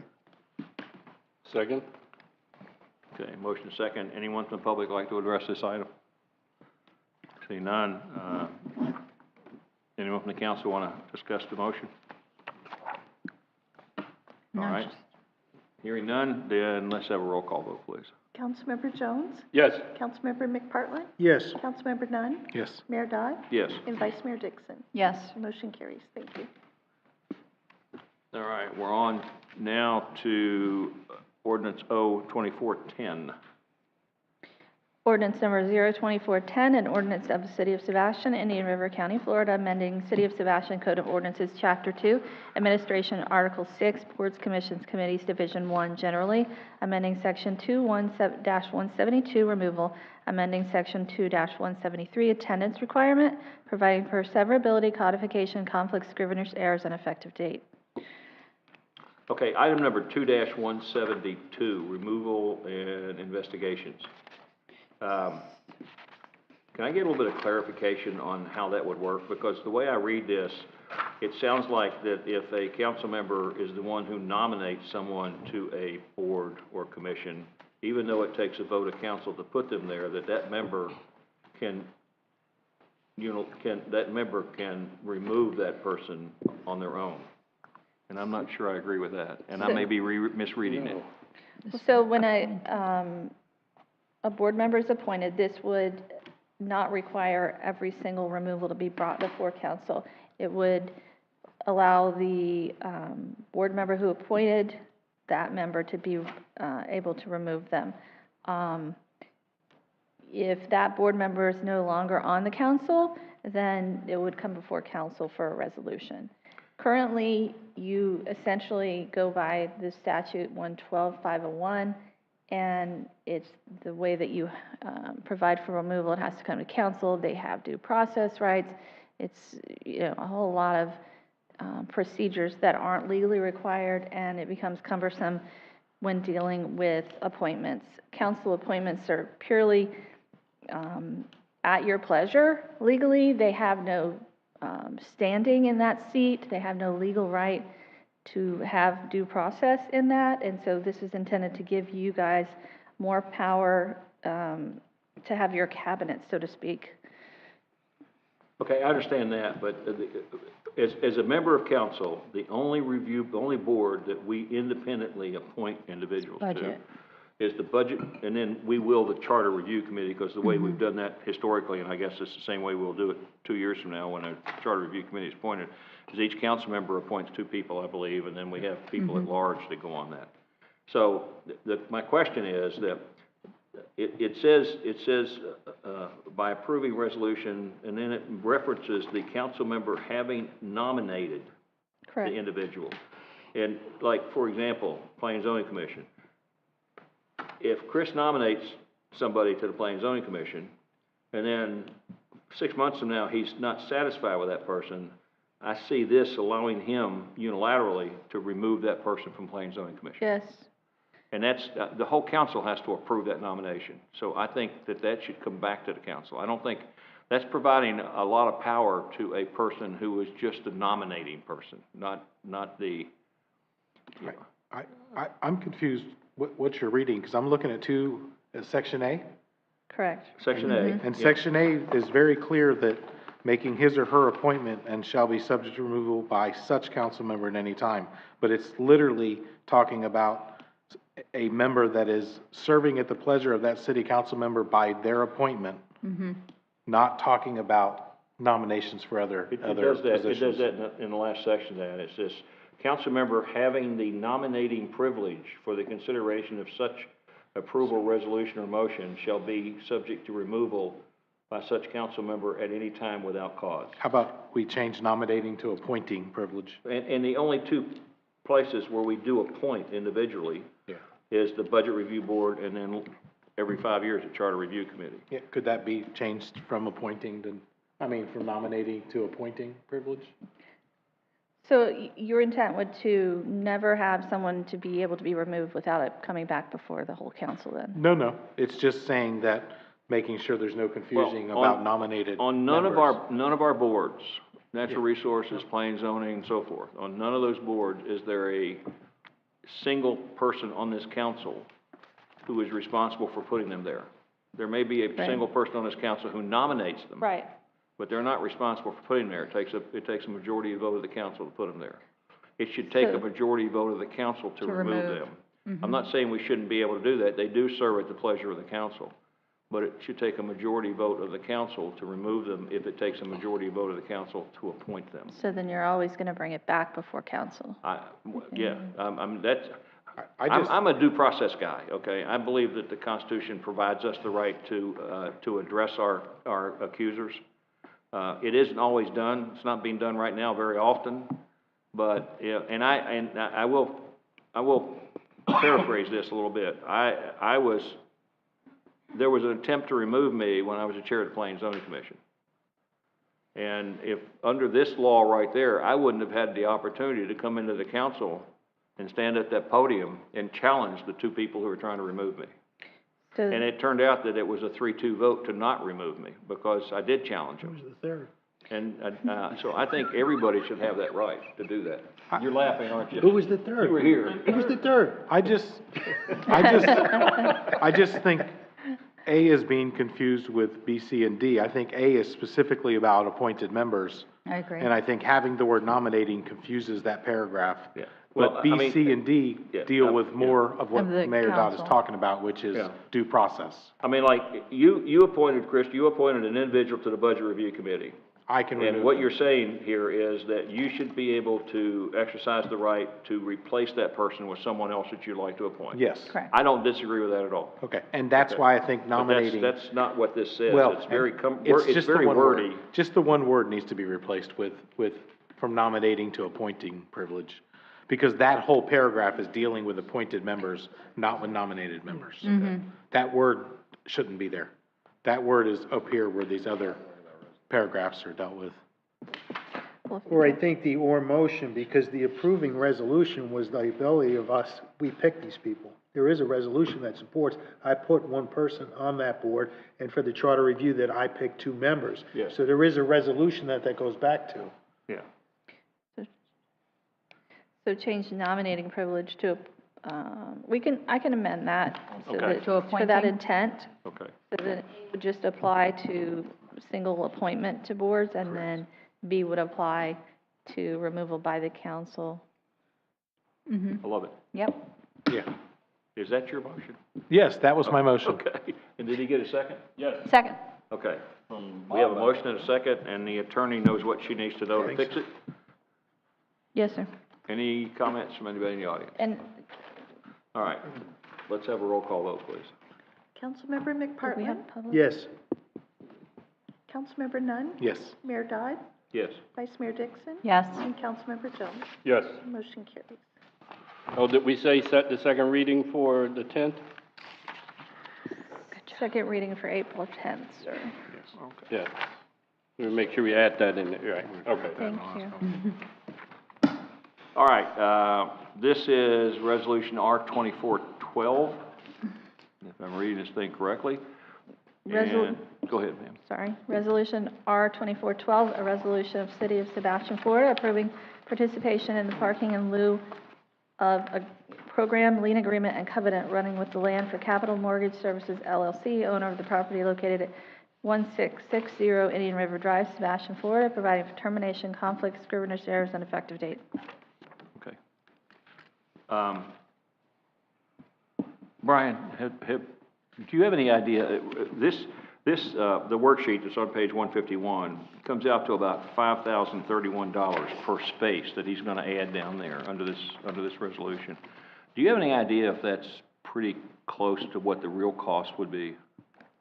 Well, so you gotta remember, it's including the stamp paving, which drives that cost up a decent amount. Yeah, I understand that, So, but we would do yes, that if we were to do the spaces, we would do the stamp paving too. So to be quite honest, if we were to do these spaces, it would have been more expensive. Because they already had the resources mobilized on site. Okay. I'm not concerned about approving the agreement that was worked with the owner of the property to reimburse them some of this. I'm concerned about the actual parking in lieu of resolution. I think that we need to bring that resolution back and rethink this. $3,200 does not appear to be anywhere near the amount of money we should be collecting from that.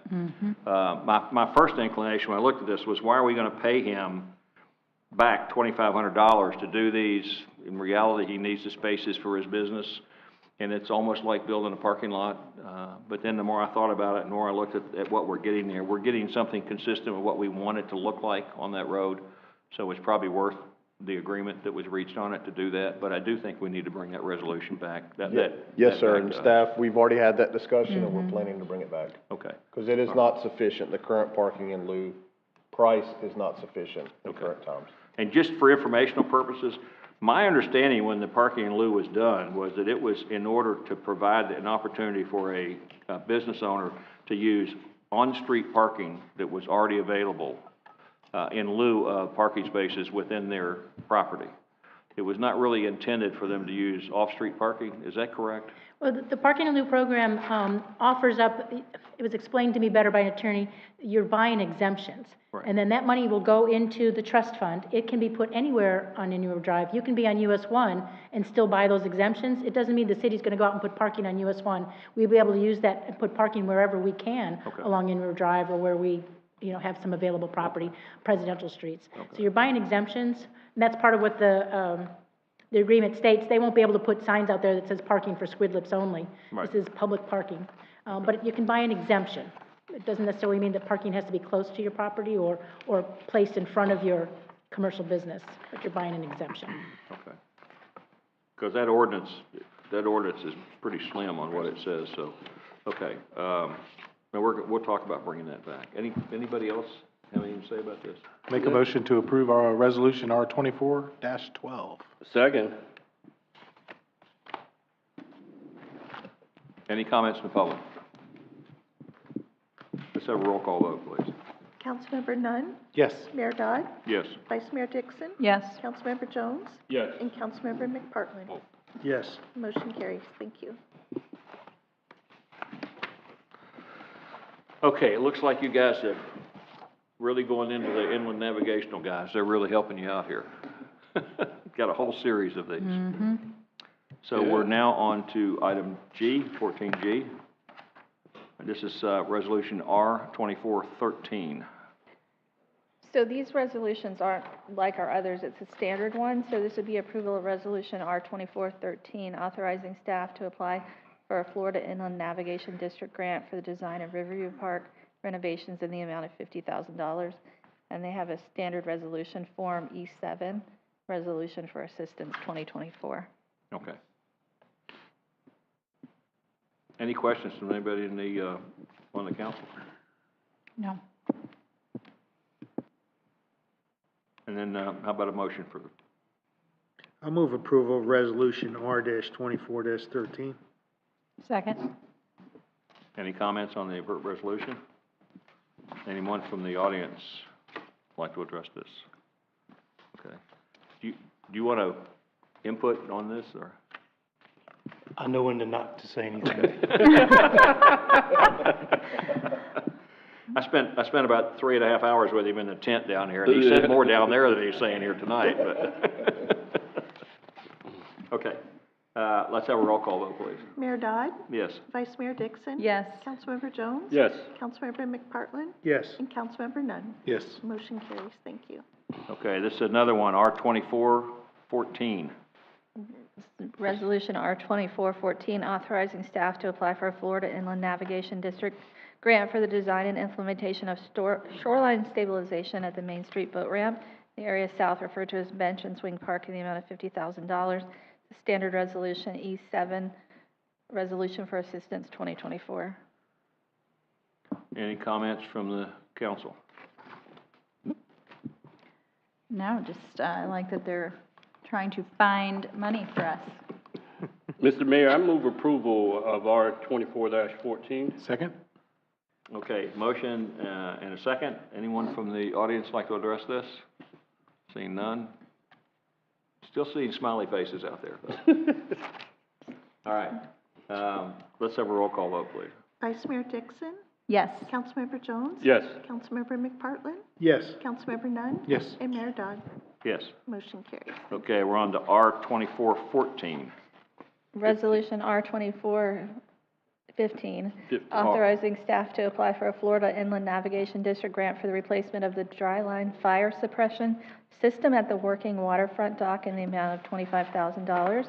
And the resolution is E7, Resolution for Assistance 2024. Okay. Any comments from anyone on the council? I do have one. For anybody at home watching these and seeing us just rolling through them, if you look at the agenda, you'll see that these grants all apply to things that we need to do anyways, things that we had planned in the near future. So we're trying to find federal grant money from FINE that will help us pay for these things we plan on doing anyways. So it's a win-win for us. Yes. I make a motion to approve R 24-15.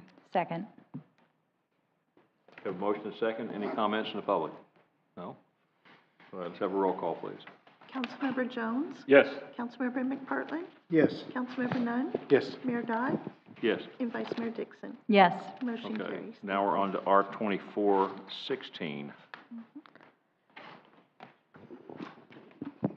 In my packet, I have 17. What's next? Well, 17.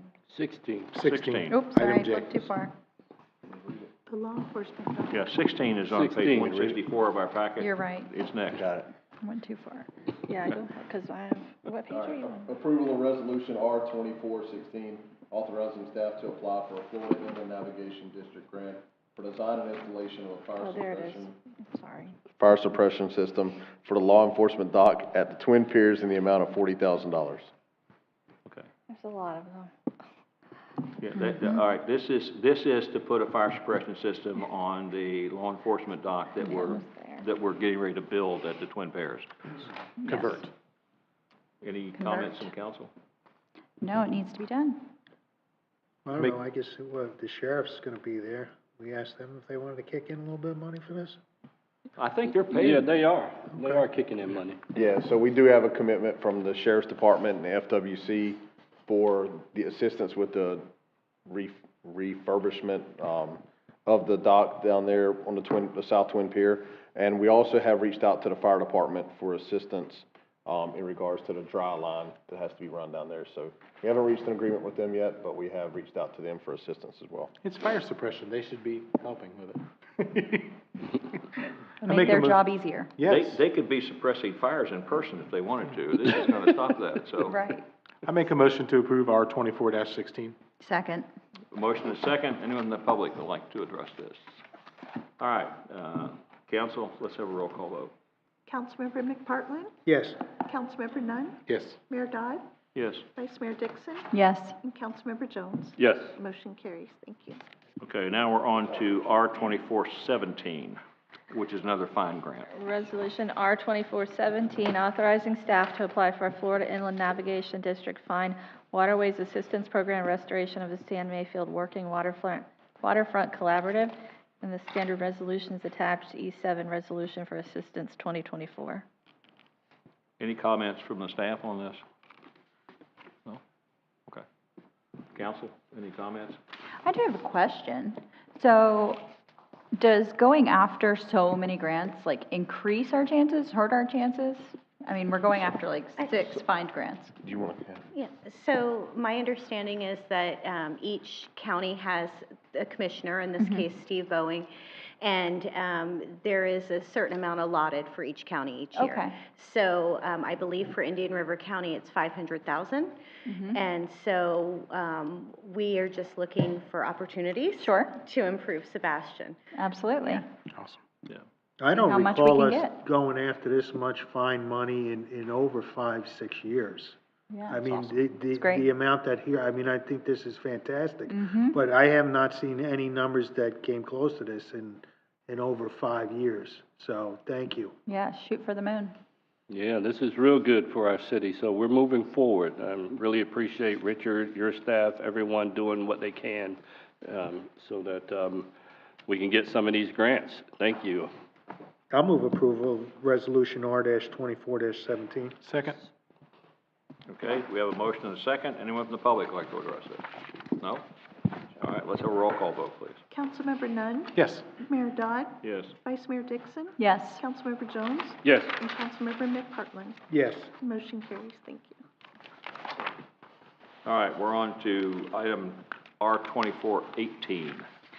This is Resolution R 2418, authorizing staff to apply for a Florida Inland Navigation District Fine Waterways Assistance Program grant in the amount of up to $125,000 for the purchase of a police patrol boat, and authorize city manager to execute. This is a standard form as well, attachment E7, resolution for assistance 2024. Okay, just for the public's notification, and the chief can address this, we've not had a officer on the river in quite a while because our boat kind of had a problem, right? Is that correct? Yes, sir. Okay. And we're the closest enforcement agency to the inlet.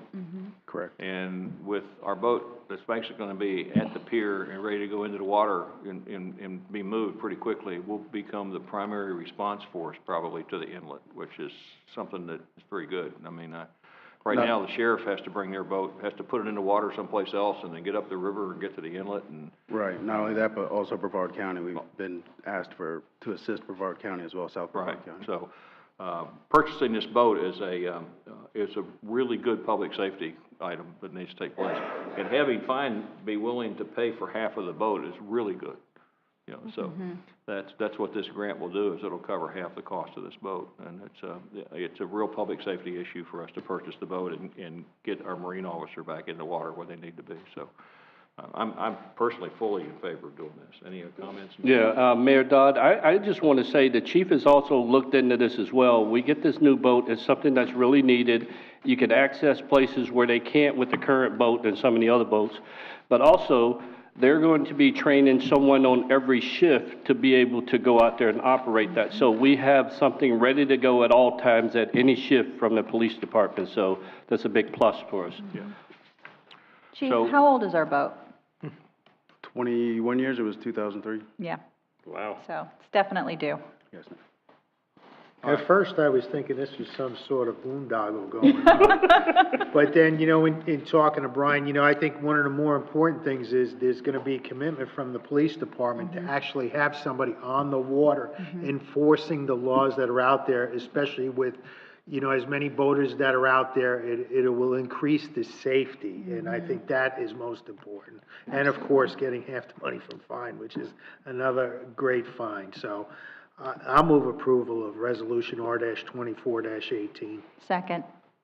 Okay, a motion and a second. Anyone from the public like to address this? Chief, you got anything you want to say? No? Then let's have a roll call vote, please. Mayor Dodd, Yes. Vice Mayor Dixon, Yes. Councilmember Jones, Yes. Councilmember McPartlin, Yes. and Councilmember Nunn. Yes. Motion carries. Thank you. All right. All right, item number M, 14M. This is approval of a continuing service agreement, number 7 for planning services to update the master plan concept and Riverview Park under an existing consulting services agreement with Kimberly Horn. Would you like to introduce? I can speak on it if you'd like. While you're getting some. So, we're bringing this item before you all. As you all are aware, Kimberly Horn and Associates is on a consultant agreement with the city. In discussions and kind of having looked at this, one of our priority projects and going forward is looking at the master plan for Riverview Park. As you all know, we've applied for a substantial grant through Land and Water Conservation for Riverview Park. We're hopeful that we're going to get some grant funding as we continue to move through the process with multiple grants that we are applying for this. And we have a basis to kind of go off of that was back in 2019. There was a project that was done in regards to Riverview Park. However, it did not include a lot of public involvement, council involvement. And so our plan with this is, as you can see in Kimley Horn's proposal to us, is to have a couple public meetings, get some input from the public, so that we can find out what the public wants us to do with Riverview Park in regards to how we redesign the park, where we put different elements, what's involved in that whole project. So I think this is going to get a lot of community involvement on this. Hopefully we'll get information out to the public when we have those meetings. And I know we have a representative from Kimley Horn here tonight as well, in case you all have any questions for him. Are we planning on reactivating the prior planning project process to include the output from that as a beginning point for this? So I know that they have that prior plan. However, you know, they've got to kind of build off of a brand new plan. We'll take some of those elements, and whenever we have the public input, we'll have some of those elements for the public to have a say in and pick and choose what they'd like to see, where they'd like to see items. But we're not going to really just take that and say, here you go, this is a great idea. We're going to we want to get some feedback from the public and then generate a new master plan based off of that. Okay, I was just wondering if we were going to basically lose the output of that project, or if we were going to use that as an input to this. We are going to use it as an input, as a base starting point for the public to begin to utilize. Okay. Any other questions? No, I'm glad we're moving forward. Yeah, I mean, the number one thing that we got in our public survey that was done a couple of years ago, 3 years ago, was the park system. Mm-hmm. That's what the people liked the most, was the park system. So we definitely should move forward with this. Okay. You have a motion? So do we just need a consensus, or do we need a motion on this? We need a motion. We're going to spend money on this. Okay. Motion to approve CSA number 7. Second? All right, motion and second. Anyone from the public want to speak? Okay, let's have a roll call vote, please. Mr. Dodd, I Yes, would sir. just, in this is a big undertaking. And again, I'd like to see as much of the public, I know the kickoff meeting, but I hate to come and see 3 and 4 people that are here. I remember we spent like almost $70,000. We were thinking about a new community center. And I think 3 people came to the meeting. And it's kind of like, this can be dynamic, and the money that could be spent here and the grants that we're looking, I mean, this could be transformative. And I think public input, like blasting it out, I was going to mention under my matters, but I think a lot of people took notice when the county sent out those postcards about the garbage. You know, I mean, I even stopped it. Instead of just going right to the recycle bin with it, I said, wow, they're really doing this. Something along those lines, because I would love to see this place packed, because this is a design for this park for probably the next 100 years. Mm-hmm. And it's big. I would hate to see there's 3 or 4 people making decisions for the whole thing. Mm-hmm. Go ahead. I was just going to say, I think Avery is going to help a lot with this.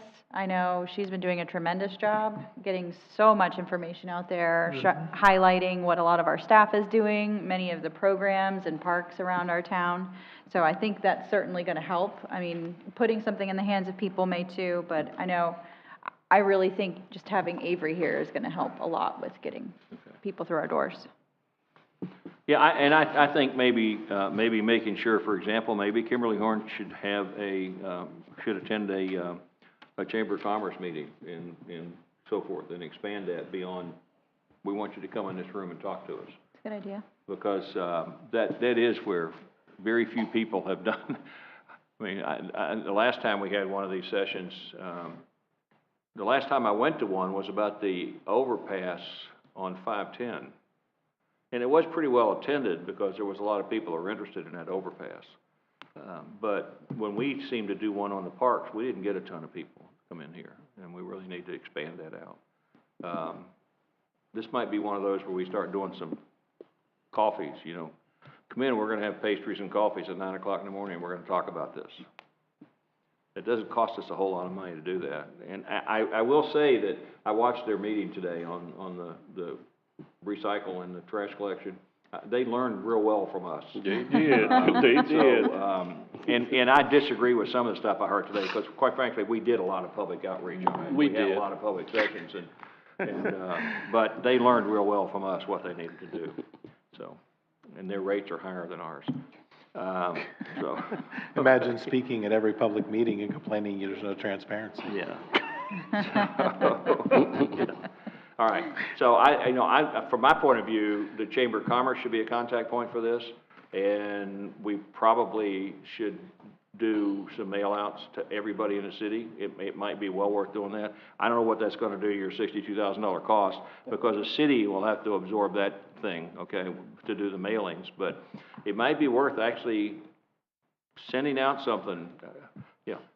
I'm not overly opposed to that output from that original study. It was not bad, but it needs to be tweaked a lot. Maybe put a postcard together with that layout on it. Say, That'll get people's attention. we're gonna fix this plan, okay? And we've hired Kimberly Horn to do it, and here's the dates and session times for people to come in, and mail it to everybody.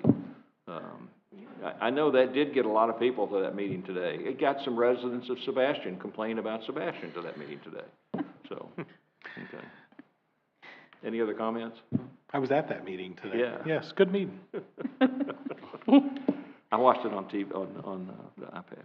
Okay, then, let's have a roll call, please. There you go. Vice Mayor Dixon? Yes. Councilmember Jones? Yes. Councilmember McPartlin? Yes. Councilmember Nunn? Yes. And Mayor Dodd? Yes. Motion carries. Thank you. Okay, we're now on to citywide swale improvements. So I'll start this, and then if you have any specific questions, Karen will be here. So the reason this is coming back to you all, and I just want to be transparent on this, is that it involves our 2022 roadway swale improvements. This is in addition to that. However, we couldn't label it a change order because that purchase order has been closed out because that roadway 22 swale work has been completed.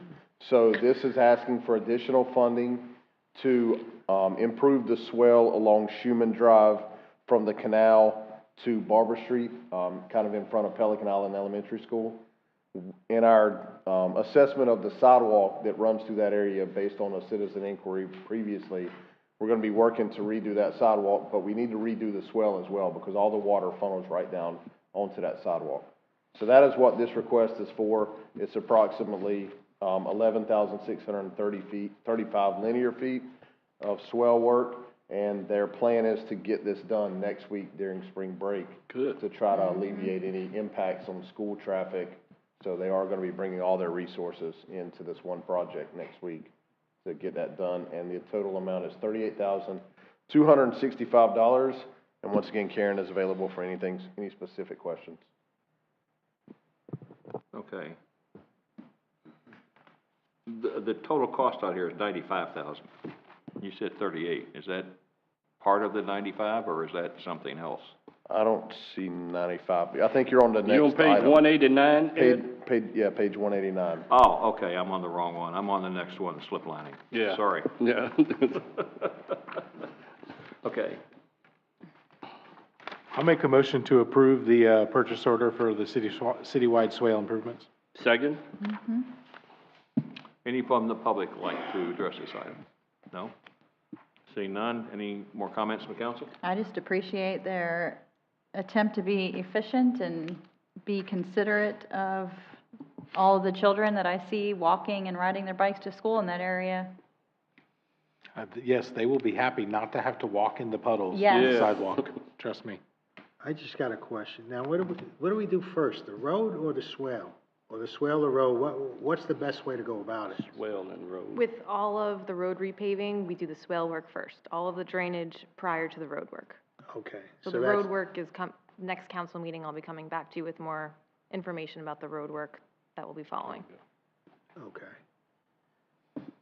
So if they're doing the road work and they ruin the swale, they gotta fix the swale before they go. You're saying if they ruin the swale work as they're completing the road? Doing the road, yes. If there's any damage, Okay. yes, they will have to repair it. That is in their contract. There's been very, very large amount of swale work done in the city. I'm very pleased at what we're getting done. I mean, I drive down Schumann, and the amount of swale correction that's been done on Schumann so far is really great. And this'll almost be the last section before you start to pave that road. And I drove it today, and it certainly needs repaved. It's bumpy. Yeah, so. All right, anyone have any more questions? No, I'm good. All right, let's have a roll call, please. Councilmember Jones? Yes. Councilmember McPartlin? Yes. Councilmember Nunn? Yes. Mayor Dodd? Yes. And Vice Mayor Dixon? Yes. Motion carries. Thank you. Now we're on to the slip lining, which is the one that's $95,000. Oh, really? Yes. Okay. Brian, do you want to do this, or do you want Karen to do it? I'm gonna let Karen talk on this one. So some of these came up due to citizens' requests and others from our swale improvement work, but we have 3 locations throughout the city that culverts need repair. One of them is completely crushed, one is corroded, and another one, the joints have failed, so it's separating internally. So these are images of the 3 that need work, and it's just showing the crushed pipe, the corrosion locations, the joint separation on that concrete pipe, and that's just an example of roadway erosion and cracking due to the failure of the pipes below the road. So when you're seeing those dips in the road or just sudden changes, it many times is related to the pipe below. So we do ask that the residents let us know if they see something happen. If you see something, tell us. These are the ones that need to be repaired, and on the next page, you can see an example of ones in the past that we have worked on and what the product, I realize I should not walk away from this, what the product looks like when it's complete. So we kind of use slip lining and CIPP, cured in place pipelining, interchangeably. It's the same process. This is CIPP, where it's a fabric that is put inside an existing pipe. It's resin and fiberglass infused, and it's cured via heat. And it's because it's so flexible, you can get in at many different locations. You don't have to worry about turns and depth. Slip lining is where you're putting a physical pipe through a pipe. But slip lining and CIPP, we're considering one and the same. We're asking for your approval on those 3 locations, and it has gone over our original budgeted amount, but we have compensated for it in other funds. Okay. Any questions from council? Yeah, so Mayor Dodd, I asked Karen to put these photographs up because I had no idea what slip lining was, and there were a couple of times I passed by some locations where they were doing it, and I thought about stopping by, but I was busy, and then I never got back. So I really didn't know what the slip lining looks like and how much this actually saves the city versus us digging up all this ground, digging out the pipe, putting in new pipe. So this is very good. Now I know what slip lining is and I want everybody else to know because you hear this word, but I honestly didn't know what slip lining was. So it looks really good, and it saves a lot of money for the city by having slip line pipes that can be done like that. Okay. It's pretty. Thank you, sir. Anybody else? I'd like to make a motion to approve item O for Shenandoah slip lining. Second? All right, no motion second. Anyone in the public? Seeing none. Let's have a roll call vote, please. Councilmember McPartlin? Yes. Councilmember Nunn? Yes. Mayor Dodd? Yes. Vice Mayor Dixon? Yes. And Councilmember Jones? Yes. Thank you. Okay. We're now on to, Ken. P. You've patiently waited the whole evening to do this. All right, Ken is going to give us a presentation on the fourth quarter financial report. For resolution. Okay, this was presented to the Budget Committee on Monday, March 4th. Well, before he starts, you want to read the resolution title? Thank you. Resolution number R-2411, a resolution of the City of Sebastian, Indian River County, Florida, recognizing certain adjustments to the budget for the fiscal year beginning October 1st, 2022 and ending September 30th, 2023, as provided for in Exhibit A, providing for conflicts, scrivener's errors, and effective date. Thank you. Thank you. All right, Ken, thanks. So I'd like you to note the exhibit to that resolution, includes all the budget changes that were made during the fourth quarter of this past year. This runs through September 30th. They were either approved by the council during that quarter for the additional budget transfers or the city manager under his authorities, except for there were 4 transfers from the R&R account in general fund to cover some unexpected and unbudgeted costs. There's some air conditioning repairs and some fencing at the Friendship Park, and so that kind of thing is why we designed the R&R fund. I do provide fund summaries attached to the resolution that includes all the major funds of the city. The general fund, we are happy to report we were 6.8% above our projections of revenues for last year. And our spending from all departments in the general fund were only 92.6. So we did very, very well. We did add to our reserve balances, and the bottom right hand side of that page, that same page, I present how much has been added to the reserves. On the following page from that, I present the stormwater fund, which came in with higher reserves by year end than we had projected, but not to be fooled there. Those are somewhat because of unspent project money that would be reallocated in this year. Airport fund, they also came in with higher reserves than we had anticipated. Same with the golf course. Building fund was very, very close to what we had projected for them as well.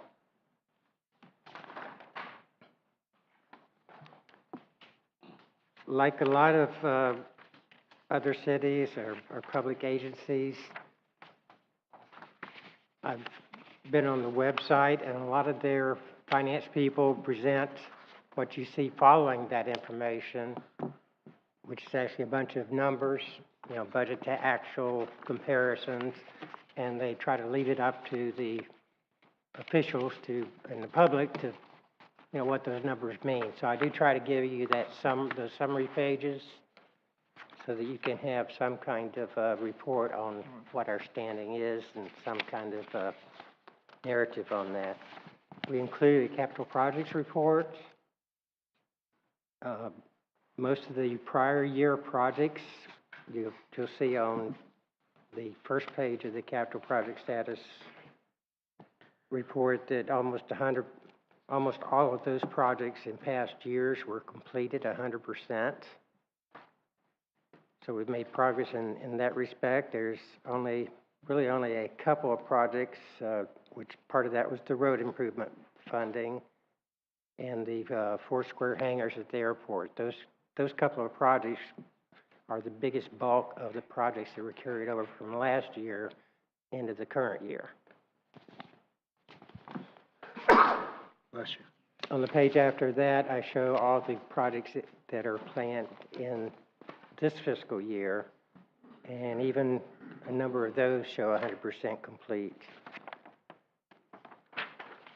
I give you a breakdown of where our cash money is between the Seacoast Bank and the State Board of Administration funding. And I also show some of the interfund loans that we have where we were trying to accomplish something and we decided to fund in-house rather than go out for a bond issue or a financing that basically costs money and has to be paid back over time. Lastly, we provide the accomplishments we gather from each department of some of their activities during that quarter, and so you have those reports as well. I'd be glad to respond to any questions that I might address for you. As usual, it's a very detailed, complete report. Thank you. You're welcome.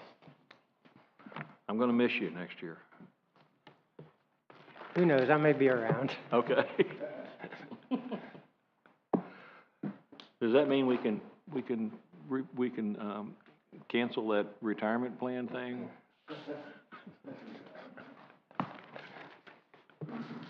Any questions from anybody on the council? Ken? No? Okay. I need a motion on resolution R2411 to accept this report, please.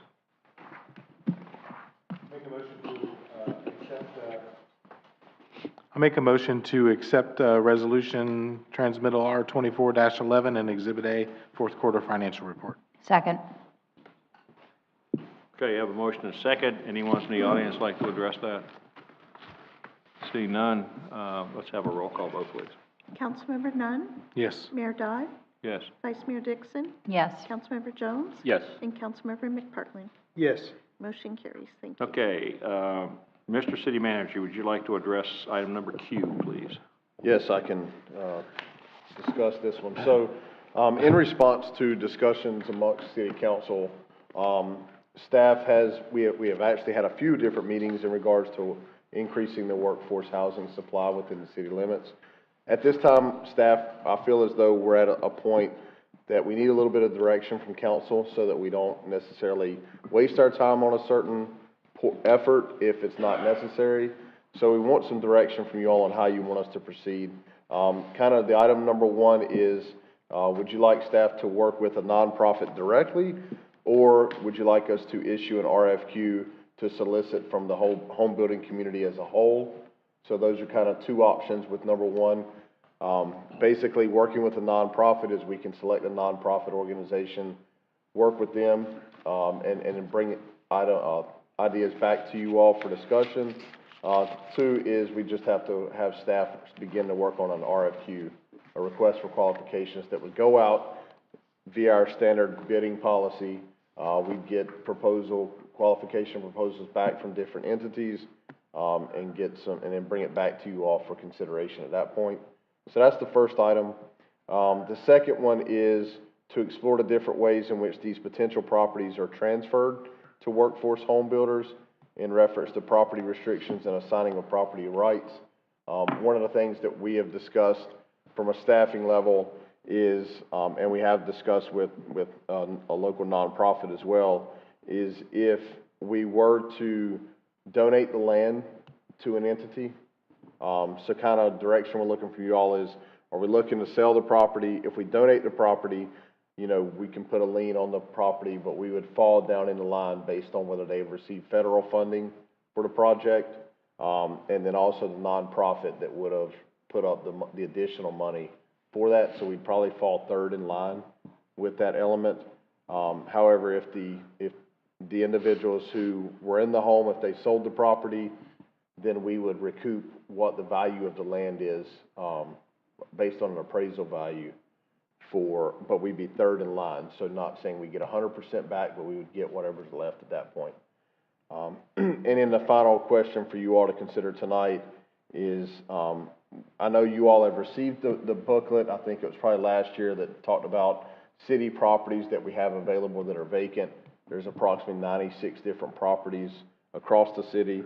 Do you all want to have a workshop setting where you discuss all the properties and we kind of pros and cons of each, or do you want staff to do all that legwork, bring it back to you all with our recommended properties, and then we can have a full discussion amongst you all? You still will have the decision on which properties we either put out in an RFQ or we offer to a nonprofit in those settings, but it's just a matter of whether you want to have a workshop to discuss all of them or if you want staff to bring back the ones we recommend. Okay, council, comments? Well, as soon as Brian took over here, I had a talk with him about this, and I had approached Habitat for Humanity about possibility of doing it with the lots. And I've been in affordable housing. It's one of those things, it's either you do it or you don't. And I think the only way that you really can build affordable workforce housing, whatever you want to call it, is for a nonprofit to do it. because they have the ability to go out. There's a lot more federal funds that are involved in everything. I mean, Habitat has a fantastic track record. In order to go through their program and get a mortgage, it's more detailed than people who go out and get it from a bank. You have to put sweat equity hours. I had talked to them about, I would like to see if this endeavor happens, first priority would be a Sebastian employee. Second priority would be a Sebastian resident, and then an Indian River County resident after that. And they said that could be done. But again, understanding some people, I think we should do a request for qualifications go out. I think, because if there's somebody who can do it better than Habitat, here you go, more power to you. But I think we have these lots, they are sitting there. We could do a trial run with a couple, have staff look at certain ones and either, because it's just sitting there. If a house is, what do we get, $200 a year in taxes on that? Is that what it claims? But if there's a house on there, as well as giving the ability some people to move in, I mean, what they're paying in rent today, they definitely could have a home, and Habitat builds fine homes. So I'm all in favor. We got to do something. Enough talk. Either you do it or you don't, or we take these 96 lots and sell them. Unless they're needed for storm water, why are we just sitting on these? But I think this is this can make a dent into affordable workforce housing, whatever you want to call it. So, Mr. Mayor? Yeah, I'm on. You're going to work your way down? Yeah. Okay. Fred? No, he can go ahead. Anything? Yeah. Karen, what did I call you? Karen? I don't know where I got that. Kelly. I need a break there. No, I definitely, that's what I'd written down, that if we did work with one of these, that it should be Sebastian resident or work in Sebastian, for sure. I had talked with Brian in our Tuesday morning meeting, and we looked at some of the lots because I was confused, because it was saying we're using it for stormwater, and I'm like, wait, hold on. Do we need these lots for stormwater? I understand that we need workforce housing, and he explained to me, we would look at the property, and there's some lots that, yes, we do need for stormwater, but there are lots nearby that we could use for this. And I said, we also need the space for the animals that are quickly losing their habitats. So I do think that this is a great idea and something we need to really seriously consider. Okay. I just look at what happened when the county tried to go out to just general builders and build workforce housing. And they ended up, they were giving so much in that game to get that, and they ended up with someone who wanted to build houses that cost $320,000. And my preference is that we stay with the nonprofits. Agreed. And that Habitat is the premier nonprofit in providing housing to workforce type housing.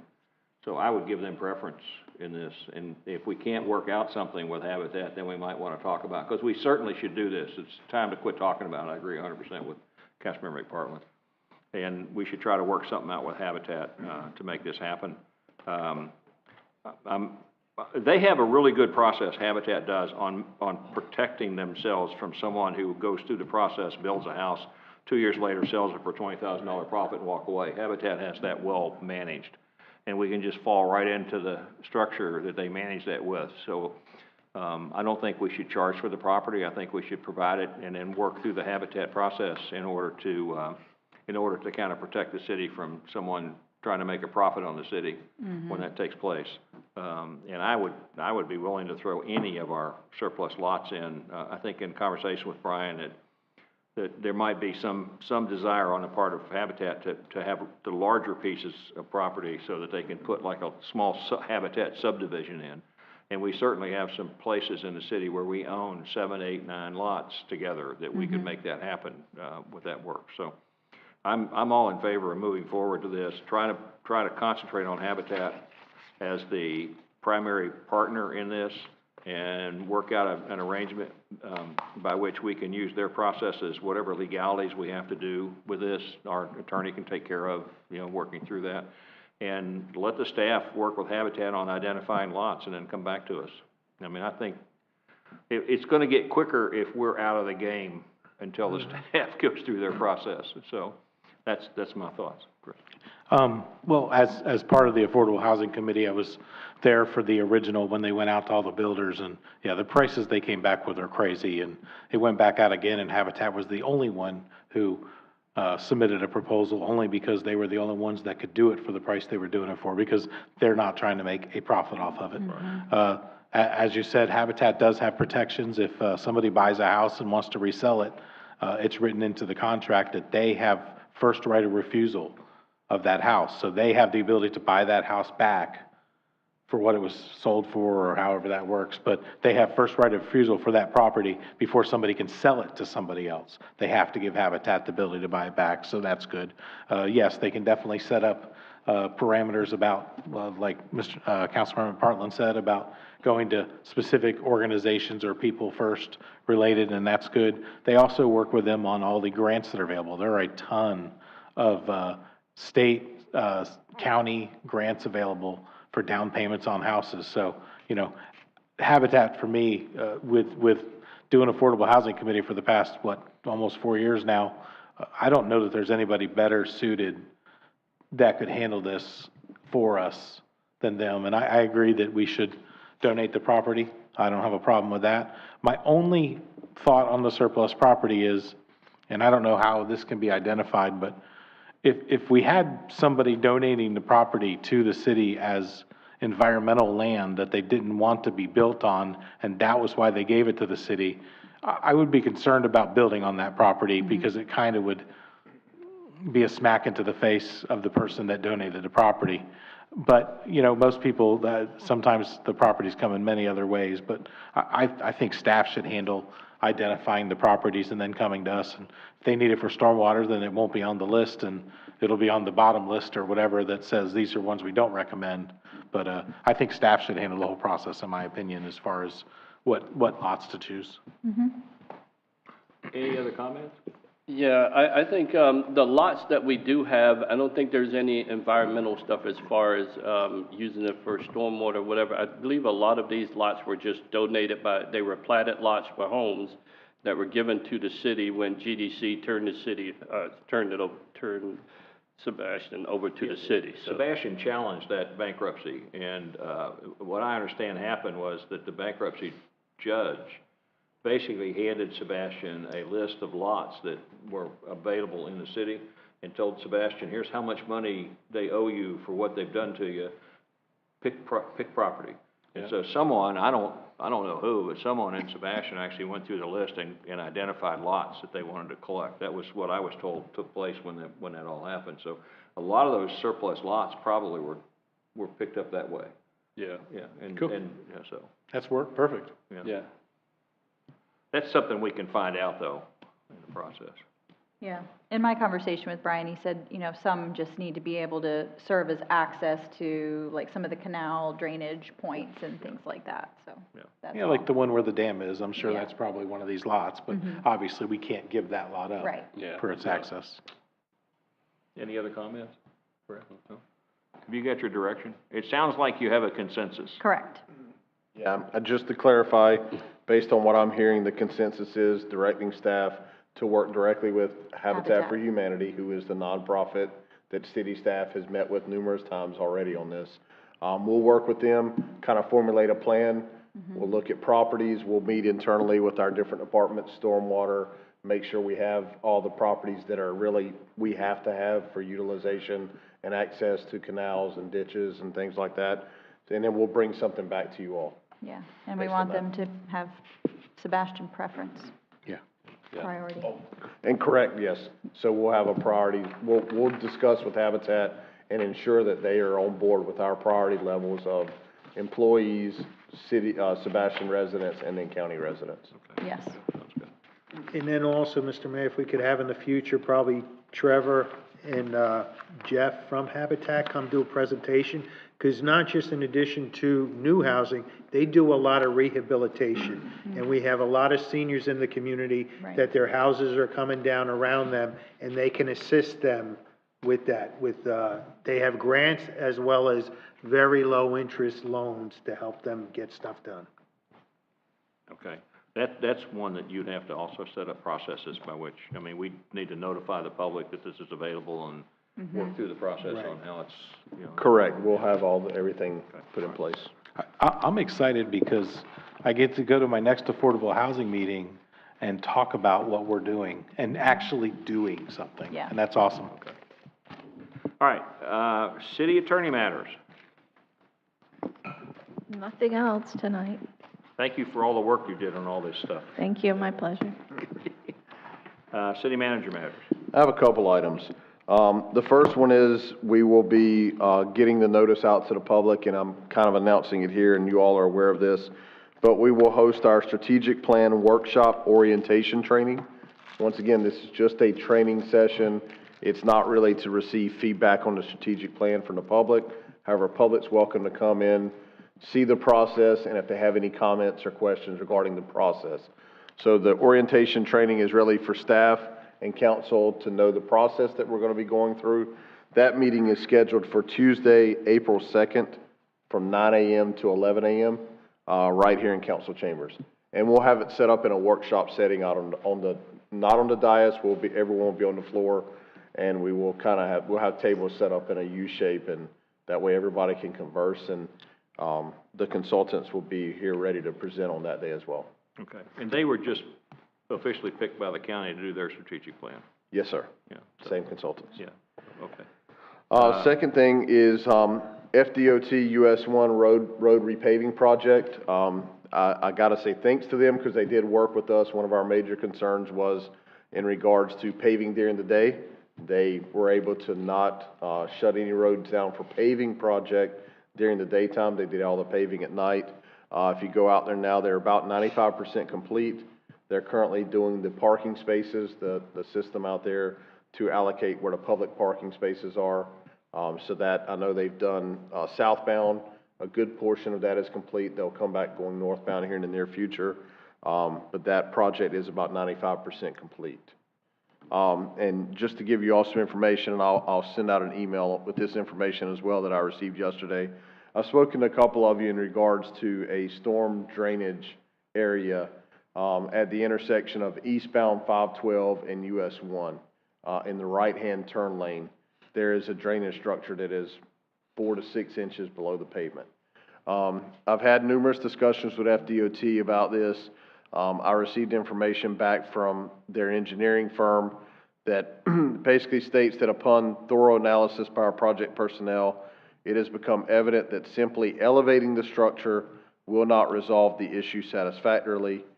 The current setup directs rainwater flow from eastbound 512 directly into the structure, and any attempts to raise it would worsen the problem, potentially leading to prolonged flooding at the intersection. This could significantly increase the risk of hydroplaning for motorists due to excessive water accumulation on the roads. So that was their assessment from their engineers. And it is not, so their recommendation is that a comprehensive redesign and reconstruction of the entire intersection is necessary. However, it's important to note that the proposed redesign and reconstruction fall outside of the scope of their current contract and budget. So it's something that I'm gonna be working with FDOT to see if we can get that on their list to consider and see if we can get that moving along here in the near future. Because if you sit down there, I mean, I've sat at the intersection a couple of times, and you know, if you drive that intersection every day, you can kind of straddle it if you know where it's at and try to work around it. But I mean, pretty consistently you see cars hitting that drainage structure, and it's a significant drop off of the roadway pavement. Yeah. So that's my update on that one. But I'll send you all the engineer's email as well. And my last item is just to kind of remind everyone, our social media engagement has greatly improved. It is putting a lot of videos and activity on Facebook and Instagram. We are hopeful to be on Nextdoor at some point in the near future. We're just working on being able to record and keep on the backside of what we are posting on there and all the comments and everything. We're going to be doing some centennial giveaways on our social media pages to try to entice people to like, follow, share our pages, get the word out there. so the social media, the Centennial giveaway stuff is probably already posted today. But to get it out there to the public and try to get our engagement up. I know that our engagement on Facebook and Instagram, I'll have Avery at some point come back and do a presentation for you all to show the engagements that we've been getting, the likes and everything, but it has greatly increased for the city. And I know that I've gotten quite a few comments from residents that they appreciate it. But we're continuing to work down that pathway of improving, getting the word out. And the last thing I have is we're working on a newsletter. We're going to push it out digitally to begin with to kind of get something out there to the public. We're hopeful, at the beginning of April to get the first version of it out. And so we'll be sharing that information with you all as well here in the coming weeks. Thanks, sir. City Clerk. Nothing tonight. You're not going to talk about your experience in the booth with all the. Well, that was actually fun, sitting in the booth this weekend and talking to all the residents and trying to sell our merchandise. They went above and beyond. The 3 staff members in that office went above and beyond in that booth down there this weekend. They always do. Yeah. So, okay. Council Member Nunn, you're first. Nothing else for tonight. Vice Mayor Dixon. I just wanted to thank Avery, who's working the social media. She's doing a fantastic job. Her behind-the-scenes stories and footage that she's posting, and then, it's about the only way I see the river these days between this job and teaching, and then chasing down my children. So, yeah, she's doing a great job. And then thank you to the Parks and Rec Department. Thanks to her and Citizen Posts, I've seen they've done a lot of work on the Barber Street Park. So. Getting that finished quickly. It's great. Okay, I don't have anything else. Councilmember Parkland. Oh, well, I guess Avery is doing a fantastic job with the social media, and I'm glad about the newsletter coming on, because I was thinking about that. The Pelican newsletter that used to come out like twice a year, because we do have that certain segment of the population that doesn't do internet, doesn't do social media, so we can't forget about them. But one of the things that has bothered me, and I've had some calls, is I've been driving down Barber Street at when it gets dark, and I've had people pass me on Barber Street. And speeding has gone a little bit, it's gotten even worse. And, I know I had asked about 25-mile-an-hour speed limit throughout the city unless otherwise posted. But I think, because somebody called me about some ducks being killed over by Easy Street Park, I think at a minimum we should have around all our parks that the speed limit is dropped to 25 miles an hour.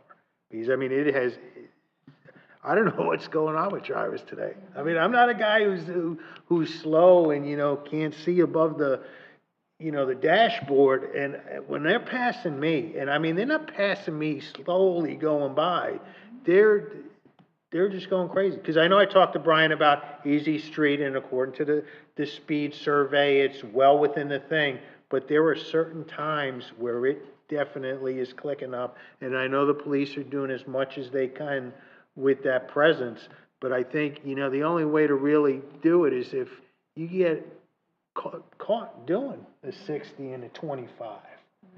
What's that cost you? Mr. Jones, quite a bit. But even if it was 30 and they're doing 60, the 25 is not going to make a difference by putting the speed down to 25. But I'm just thinking around these parks, and especially like Barber Street Park, especially they're playing baseball at night. A lot of the kids are riding their bikes back and forth. And I think at a minimum around the parks it should be 25. But if it's not, that's fine with me. But speeding's been a lot. The red light running too.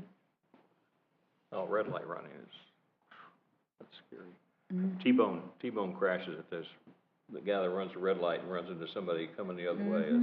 That's one of those accidents that has the ambulance man in there all the time. 512 has been terrifying. Councilmember Jones. And that's why the roundabouts are coming in. It prevents those T-bone collisions. Oh, so God, don't bring them up.